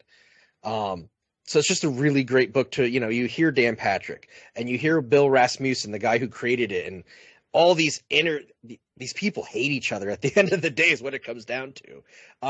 Now, the people who did that book, they did an HBO one that is absolutely god-awful. And I wanted to like it in the worst way.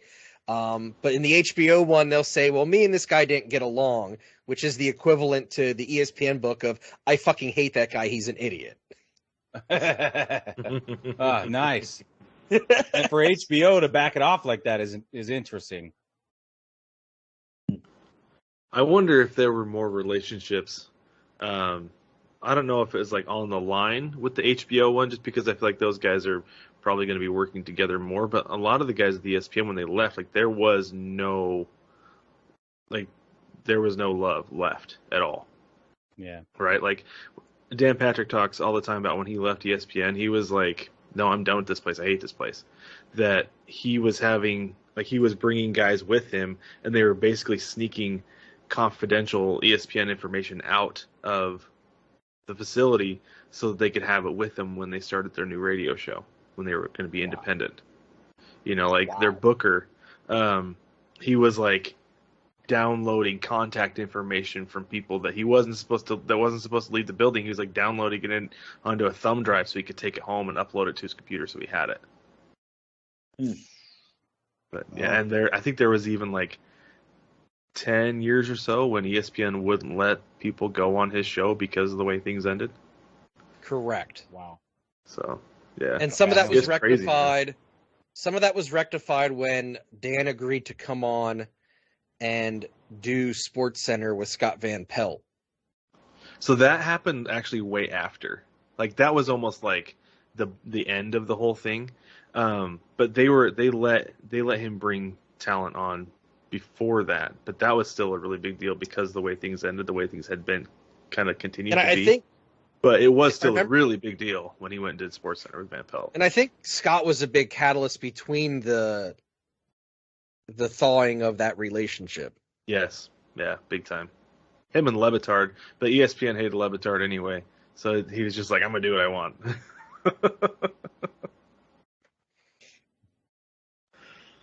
Throwing another perspective out there. The I Am Athlete podcast that's hosted by Brandon Marshall. I think Pac-Man Jones plays a role in it, a couple different athletes there. They done an interview with Carly Champion. I don't know if you guys remember her. They done an interview with her a few weeks ago, and she gives her kind of backstory of what happened at ESPN with her not being there now. And it's like you kind of get a different perspective of how she was treated on the way out, kind of because she wasn't one to follow suit. Very opinionated. So if you want to hear any kind of dirt on anybody from ESPN, listen to an interview with anybody by Michelle Beadle, because she spills the beans anytime anybody puts a microphone in front of her, which is amazing. I'm not saying that she just will talk, but she does. She has no fear when it comes to that stuff because she has plenty of places to work. She's stable, everything. So she's like, you want to know? I'll tell you, and it's awesome. She tells great stories. One thing I got from the book is that ESPN, as a corporate entity, has no problems chewing people up and spitting them out when they've gotten their worth out of them. Yeah. Katie Nolan, I watched an interview with her the other day. She does the Friday night games with Apple TV now. She's like, I went there. It was my dream job. She's like, then it was like, well, now what do I do? Oh, I have to come to you for work? I thought the agreement was that you pay me and I do the work that you give me. She's like, I'm not that proactive of a person. Why? I'm not going to go find work to do if you're going to pay me anyway. Right? So she's like, it was just like, I don't want to be here for this. So she left. But what does it say about Bob Lay and Chris Berman that they were like the longest tenured on-air personalities at ESPN? They made more money than everybody else. Answer right there. I mean, it sucks, but that's just the reality of it. I mean, there's a reason you don't recognize anybody who does SportsCenter because they just churn them out. Like, once they get to the point where, like, well, I want this much money. Like, no, we'll bring in the next guy. Like, they don't care. Yeah. Dan Patrick says all the time that they just told him, you're just talent. It's like a temp agency. Pretty much. That's what it's become. Wow. Turn them in and out. Yeah. But yet but let's be honest, if you think of ESPN, you're thinking for sure Berman, Patrick, Stuart Scott. Stuart Scott, But that was the heyday of the Rich 90s. Eisen. That was the heyday of the 90s, though. That as soon as those guys figured out what they were worth, they left. Because another thing with Dan Patrick is he's like, the executives didn't tell us how well SportsCenter did. He's like, we just thought it was just us talking to the camera, and that was it. There was nobody else. So they used to call it the Big Show because they were joking around. That's so talked that's where about in the book. Yeah, but he's like, we had no idea how well the show did. And he's like, and then once we figured it out, we asked for more money. They said no, and that's just kind of how it became the rotating door. Okay, so question for you and Brig. When you guys call your show the Big Show, is it a nod to MLB being the Big Show, or is it a nod to SportsCenter? I use it as a nod to MLB being the show, and also it's the top kind of umbrella piece to everything else we do. Everything else we do complements the show, so it's like The Big Show. it's the big thing. It's the Big Show. It's like the big top tent at a circus. Yeah. Yep, and it just flows, so we say the Big Show. I don't even remember how that started. I think we just referred to it one day. Yeah, you started it. Did I? That doesn't surprise me. Yeah, you did. You called it the Big Show, and I was like, oh, that rings, man. I like that. Was it in a text message feed, or was it actually on the Uh-huh. show? I can't remember. Oh, it was a polo. Maybe it was a Marco Polo. Yeah. Something like that. But yeah, we just think of everything else as complimentary, and that's the big thing, the Big Show. So So I gotta say, and I don't know if either of you saw the tweet. I gave you guys credit for part of the reason this show exists. Because had I not come on and guested with you when Brig was out, I wouldn't have gotten the taste of doing a podcast. Because you can ask David, I've been wanting to do a podcast for like 10 years. Oh, really? And then guesting with awesome. you is like, you know what? I can pull this off. Yeah. That's cool, man. That is It's really cool. Yeah. Yeah. I'm glad that we gave you scratched the itch and gave you the bug. And now it's 2 years, dude. Yeah, That sounds personal, but yeah. That's awesome. Between the two of us, if any of us had something that itched, it was David.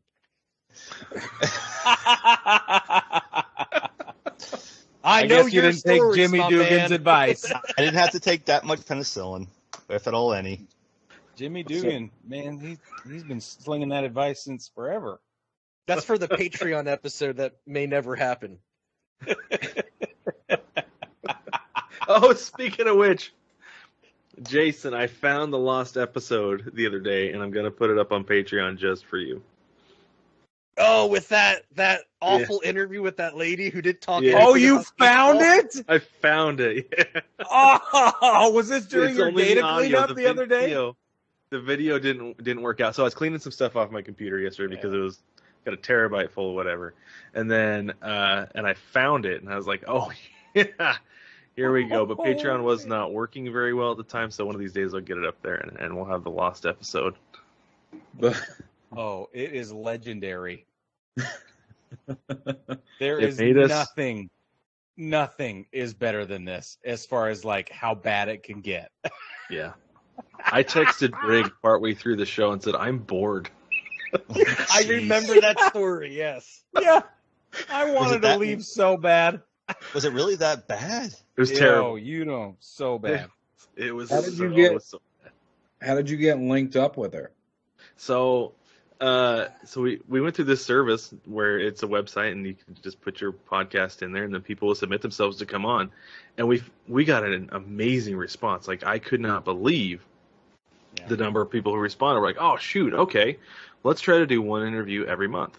And she, in her submission, said that she grew up going to Yankee Stadium. I was like, I would love to talk to somebody about just stories from Yankee Stadium, and the old Yankee Stadium too, not the new one.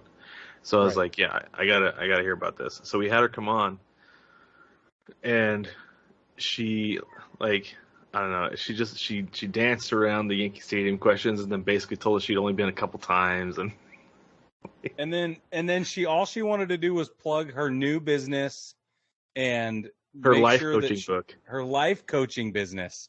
Yeah. And make sure that if people needed, support in their endeavors or anything that they needed to like work through or whatever, like she's totally there for that. Like she helped her son when he was in Little League that one time and he had to overcome some obstacles. And so that's when she realized that her calling was to be a life coach for adults and their problems because of her Little League playing son. And we were like, okay, cool. So tell us about baseball. She's like, I have a son who plays Little League. We were like, I was sitting there so- texting Britt.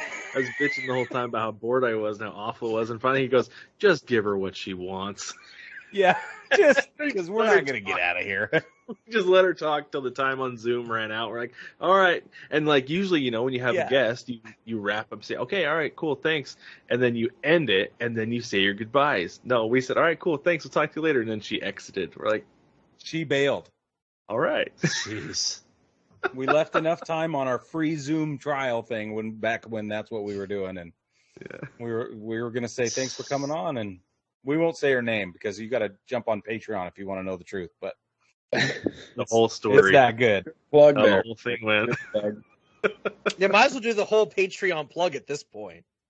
Yeah, go ahead. Well, I'll Brad. tell you, it's cheaper than Briggs Bougie Coffee. That's for sure. Yeah. It's true. Cheaper than one of my bougie coffees, and I love me a bougie coffee. He sure does. $5, $10, $15. You get a hat or a T-shirt, depending on what level you want. And every week we do the bullpen cuts, uncuts, more like this than our regular show. Everything from the moment we hit record until we stop recording, the whole thing. So you get some production meeting, and you get some jokes and some inappropriate stuff, and all the swears come out in between segments, and Yeah. Brad tells stories. Sometimes I surfed the Tinder machine one time on the bullpen cut. That was fun. Oh, boy. And Oh, it was no. live commentary. It was like blind reactions to songs, but to Tinder. It was fabulous. Oh, that could go wrong at any moment. For the Oh, record, it did. Ooh. as someone who does a podcast with Brad has some great stories. He does. Yes. And there's one I'll tell you, just as another incentive, about when he was, what, were you 12? 10? I was 12. Yeah, 12. You're 12. That's right. He was 12. And there was a very specific reason he used to salute the flag. That's all I'll say. I was not saluting the flag. That's the best part. Oh, of the that's story. right. It wasn't a flag. He was saluting as though it were the flag. I Yes. forget. Oh, man. I forget it's even better than I remembered. Yeah. So if you want to hear that and more, please subscribe to their Patreon. Yeah. Yeah. Jason, did you get to that part yet? Have you gotten there? I got to be honest, I just subscribed to give you guys the money because you're my friends. Dude, I've listened to Jason, you're nothing. missing out, man. Legit. You're That's Thanks, a missing man. out. free I and mean, right. you know what you're getting. Yeah, but like he's like, I haven't listened to shit, but I did send you the money, right? Yeah. Like, I do that for quite a few Patreons because I know the people who do them, and it's like, I'll help you out. Well, we And we appreciate really it. appreciate it. Truly. Truly. It's a huge deal. Jinx Brig. Jinx, you owe me a Coke. or a fresh. A Fresca! My man! You know they sell them saying in my mini man cans. just made me You know think they of sell Animal them in House. mini cans. Oh yeah, Animal House. That was a that's great a movie. I grew up on, like, because it's my dad's favorite movie. So, like, Oh. I've seen that movie since I was Logan's age. Like, there is a photo of me at 3 where my dad put me in a toga. Why does that not surprise me? But So good. but Briggs saying "my man" just made me think when they're at the club, and he goes, "Otis, my man," and the music stops. Yeah. Why can't I picture your dad doing that? Because nothing my dad does should surprise anyone who knows me and him. No, it does. No, no. Like, so Tuesday, they know because they're in our the fantasy baseball chat group. We were on our way home from the Reading Phillies game, and all day my dad's like, "Did the Yankees get rid of Gallo? Did the Yankees get rid of Gallo?" Yeah. When it finally comes across my phone, he legit cheered in the car like I've never heard him cheer in my entire life. He was so happy of them to get rid of Gallo. Rick says same. Oh, bro. I'm pleased as punch. Like, they lost to the Cardinals tonight, but it's okay because we don't have to put up with Joey Gallo anymore. Okay, so good story about my dad, and this ties back to Animal House. In the receiving line of our wedding, everyone's shaking hands, introducing themselves. My dad introduced himself as Eric Stratton, pledge president, followed up with "damn glad to meet you" to every person who walked by him in the receiving line at my wedding. Yes, he did. That's Yes, pretty he I did. like this guy. He's a funny guy. Yes, he did. And I'm sitting there just trying to hold back the laughing, but unfortunately I couldn't. Because there were people asking Jamie's mom, "Where's Jason's dad at?" Didn't believe he was his dad. Because people thought his name was Eric Stratton. Yeah. Oh, no. Yes. That's amazing. True story. Yes. Yeah. This is why I'm the way I am as a person. Well, we like you, so My grandfather thanks to your told dad. filthy jokes around me when I would hang out in his barbershop as a kid. I grew up watching Howard Stern with my dad. Like, I am the way I am because of these two male influences in my life. Well, don't forget, Jason, your grandfather trying to level somebody's hair is very interesting. Okay, so my grandfather, this is completely off the rails now. So my grandfather would What still has cut been hair on the when he had rails? double vision.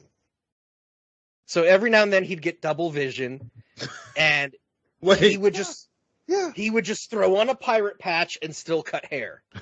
Uh-huh. He would level hair like this. I'm Man's not my joking. hero. This is how he would level hair. Like, yeah. Just got one today. You Outstanding. still got it, man.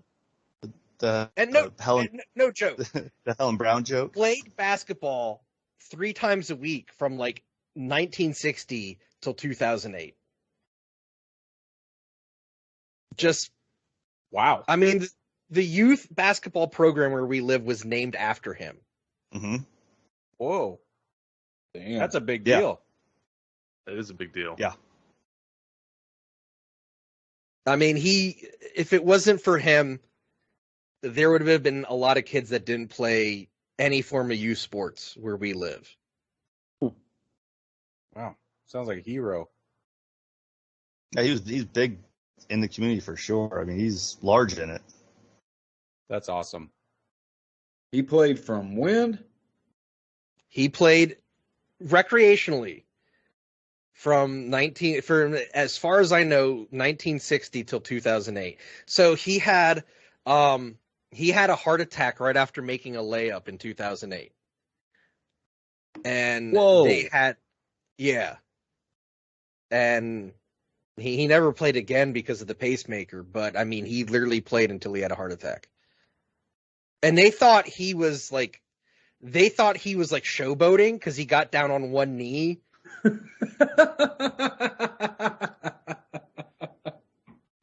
No, this is all true. All true. John, you and I share a sense of humor, man. Like the darkest moment, and we're just giggling.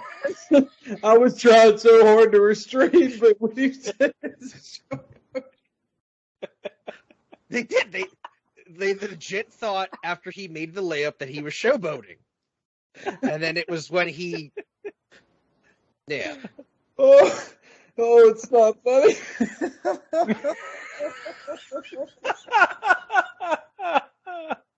This might have to get cut.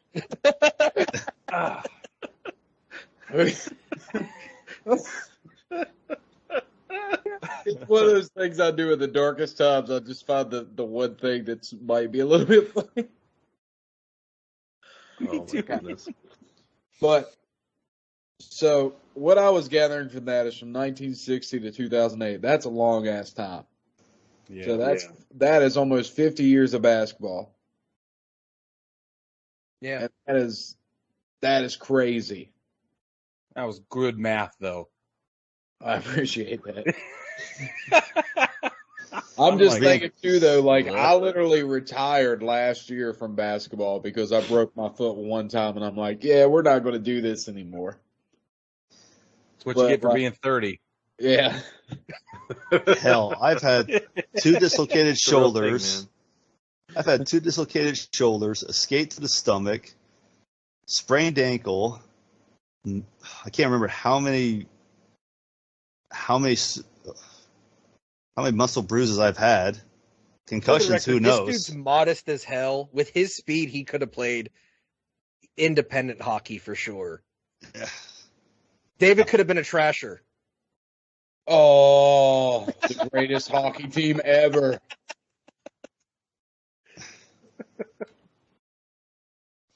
No. All I got to my name is clotheslining a kid in a soccer match and flipping off the other fans and getting a red card and tossed out. That was funny, and I did celebrate that. I did celebrate that. Oh.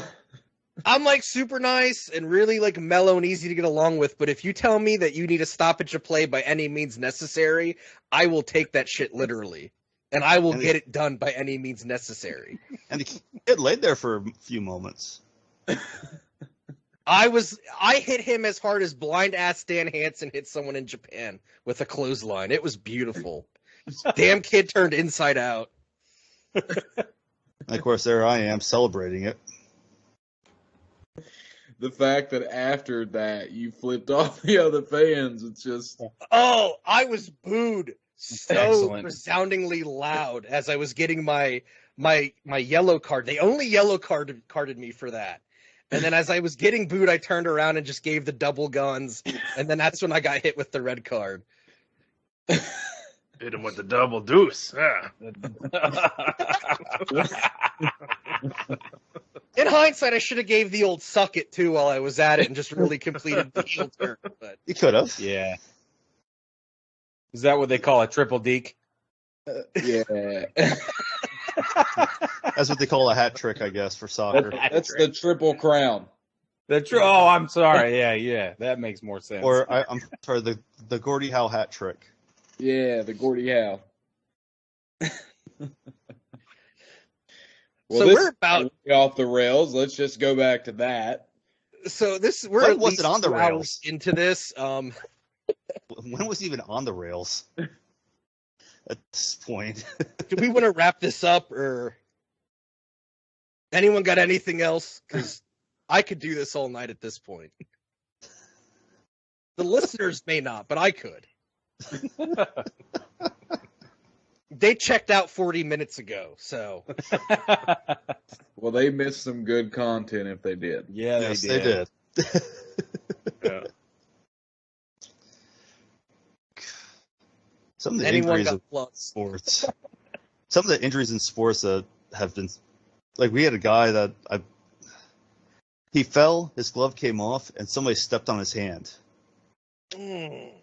And what's funny is, though, instead of going to the locker room, he basically was like a wounded duck, went around a circle a few times, went to the bench, and then went to the locker room, and it took probably about a good 15 minutes to clean the ice from what he just did. Yeah. And Sounds like a hooligan. And we're sitting there like, locker room, go. Straight line. Oh, man. Some people's kids. Pretty much.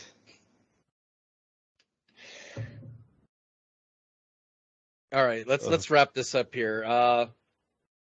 You guys have plugged baseball together really well with the Patreon and the stories. What is baseball together? Brig, could you tell me? It's a podcast. A couple of dudes get together, and I think it comes out on Tuesday mornings or something, and it's like typically an hour long, and it covers all things baseball in 2 or 3 segments that are broken up really nicely. And I don't know, just depends.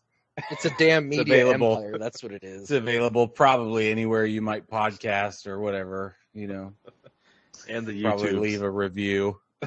Yeah, they go live on Thursdays at 9:30 Eastern on Twitch, YouTube, and Facebook. So they say. It happens every time, so they say. That's the rumor, right? That's the rumor. And here we Thanks, are, John. It's about other people's kids. Here we go. Yeah. Yeah, I'm that kid. Yeah. See, this is why I want to plan a trip to Cooperstown. Oh, man, that would be so much fun.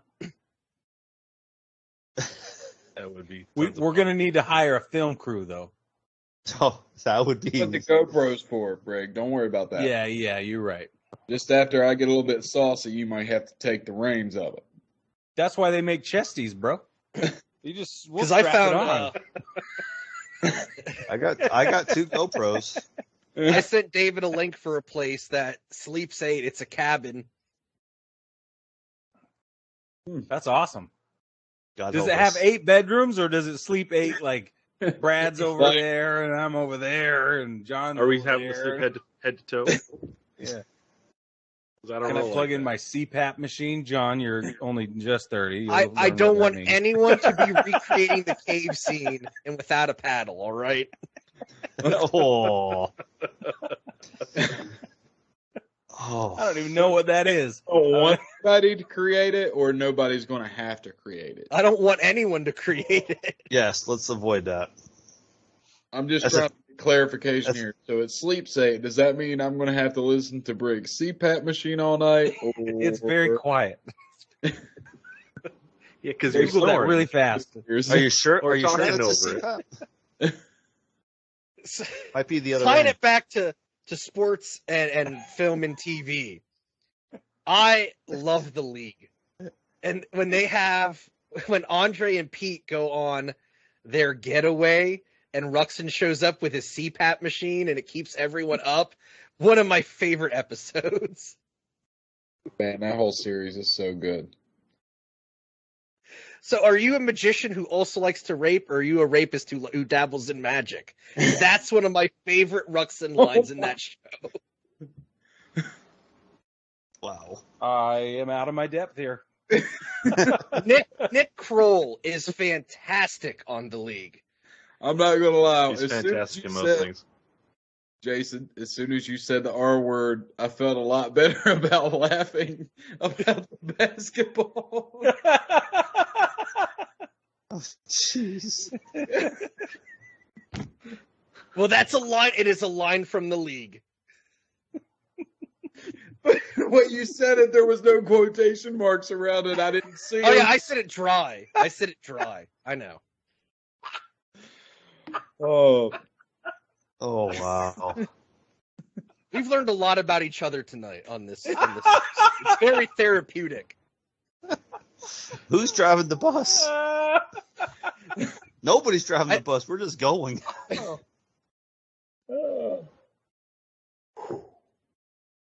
Oh, wow.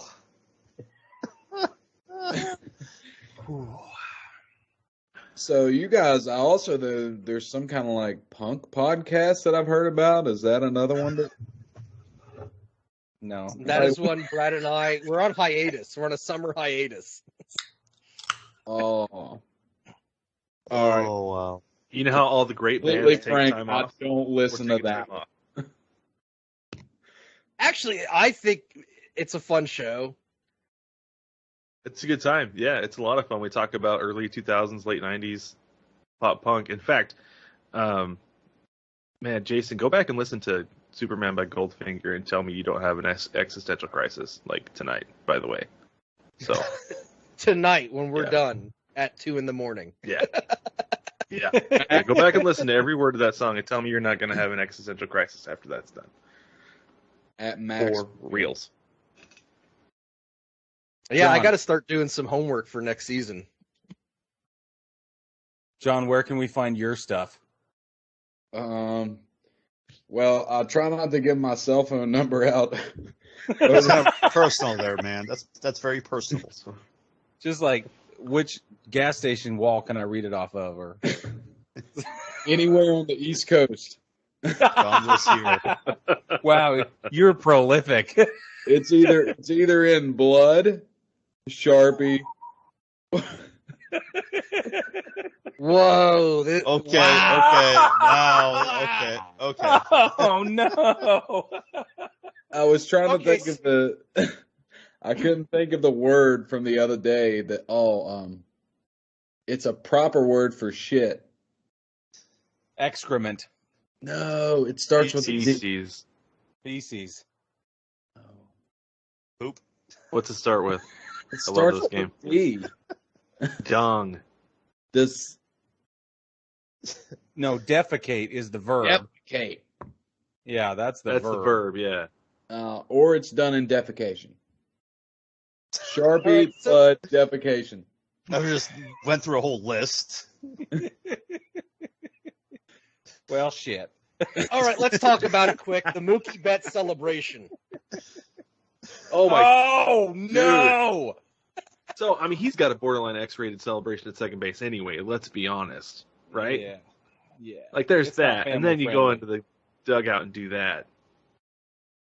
And he's a really good bowler. Like I am now asking questions.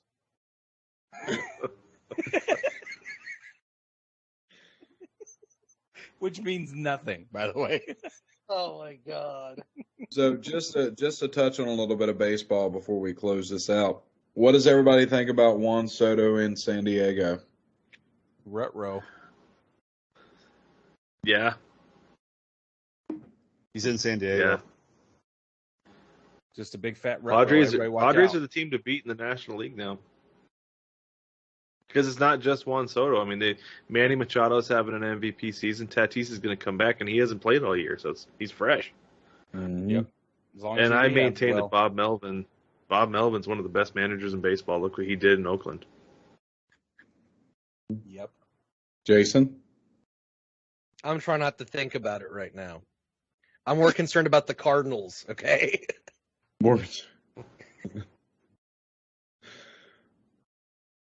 What about you, John? What do you think? I think it's deadly. I think if that lineup starts to get in sync, they're going to be really hard to beat. Because don't get me wrong, I'm a very firm believer in pitching. It's like football, defense wins championships, and baseball pitching. They have pitching, though. They have pitching. and That's part of the thing. problem, is that they have it. That's right. That's right. If the pitching's successful, there's no doubt the bats are going to be successful. So I'm happy for them. They lost for the first time tonight. They won 5 in a row, and they lost tonight to the Rockies. Joe Musgrove got the L after he got paid. But He got paid. So are they going to become like the Yankees of the West Coast? Or they're just going to Good. everybody? I think they're going to hit a point where they're going to have to let some of these guys go. I don't know if they'll necessarily have the money to extend or re-sign Soto. I think that they're seeing him as, we've got some guys in their prime. We've got Musgrove, we've got Machado, we've got Tatis, who's young and entering his prime. If the dude can stay healthy, and then you've got that pitching, right? Like, you've got a 2-year window, 2.5-year window. You might as well have Soto for it. Well, and the reality is, it goes back to prospects are prospects for a reason. There's no guarantee on any. I mean, really, in the package that they got, C.J. Abrams has showed signs, Mackenzie Gore has shown signs, but let's look back at last year. Josiah Gray showed signs. Keibert has played well this year, but still, they're prospects. They're not generational talents. None of them that came across in that trade are generational talents at this point. So when the Mariners made their trade for Luis Castillo, they gave up 4 prospects, 4 of their top prospects. And so there's a group I'm in on Facebook, and somebody made a perfect analogy. He said they gave up 4 in the bush for 1 in the hand. That's exactly what it is. Jake Kelnick was supposed to be a sure thing, and now there's talk about among fans of him being a bust. So you never know with prospects. Ever know. Unless his name is Julio Rodriguez. Julio! Well, Yeah, but that's what you were saying about Kelnick. So Yeah, but Julio showed to be Julio, way better than Kelnick already. I'm pretty sure that that's part of the reason that I don't think Seattle was ever realistically in on Soto, because there's no chance that Washington makes that trade without somebody like that. Exactly. I read an article that said they presented Washington the exact same package they presented the Reds. That they said, this is what we'll give you. They said, we want Julio. Like, no, we'll go get a pitcher instead. Yeah. And really, it was the right move by the Mariners. yeah, I agree. Yep. I mean, as much as it sucks to think about it, it was the right move for the Nationals. Because at the end of the day, like the conversation me and Jason had, these guys that are leaving in Washington, it's not because Washington doesn't want them to be there. It's because most of them don't want to be in Washington. Once you there's nothing to do in Washington. Well, and part of it, one of the things that Soto cited was that the team's for sale. You don't know what the next owner is going to be like. And it goes both ways there in the sense of what ownership group wants to buy a team with a guy that just signed for $500 million. Yep. So everybody Everybody won. Yep. Exactly. I'm hopeful that somebody buys the team and fires Mike Rizzo. I'm sure they will. Honestly, I feel like every fan's dream owner should be Mark Cuban. Like, every fan should be wanting Mark Cuban in baseball, but unfortunately, it's not going to happen with Manfred at the helm. He wants Pittsburgh, man. He wants the Pirates so bad. He would do a miracle job in Pittsburgh. Oh my gosh, Pittsburgh guy. He's tried to. Pirates need an owner that cares. Yep. Pirates need something. Anything. Yeah, I mean, look at the guys who have come out of Pittsburgh. Oh, it's embarrassment of riches.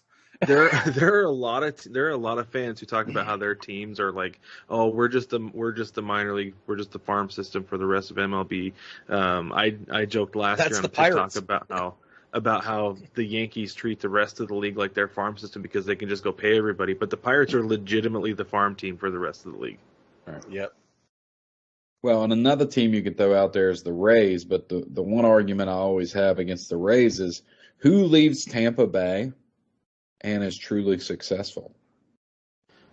Evan Longoria, and granted, he was past his prime. He's had a couple fine years in San Francisco, but he's not what he was. And part of that, I think, is that's a hitter-friendly park, despite the catwalks.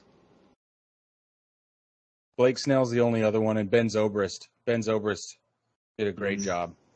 Yeah. Yep. Who was that picked up Brett Phillips? Is that the Phillies?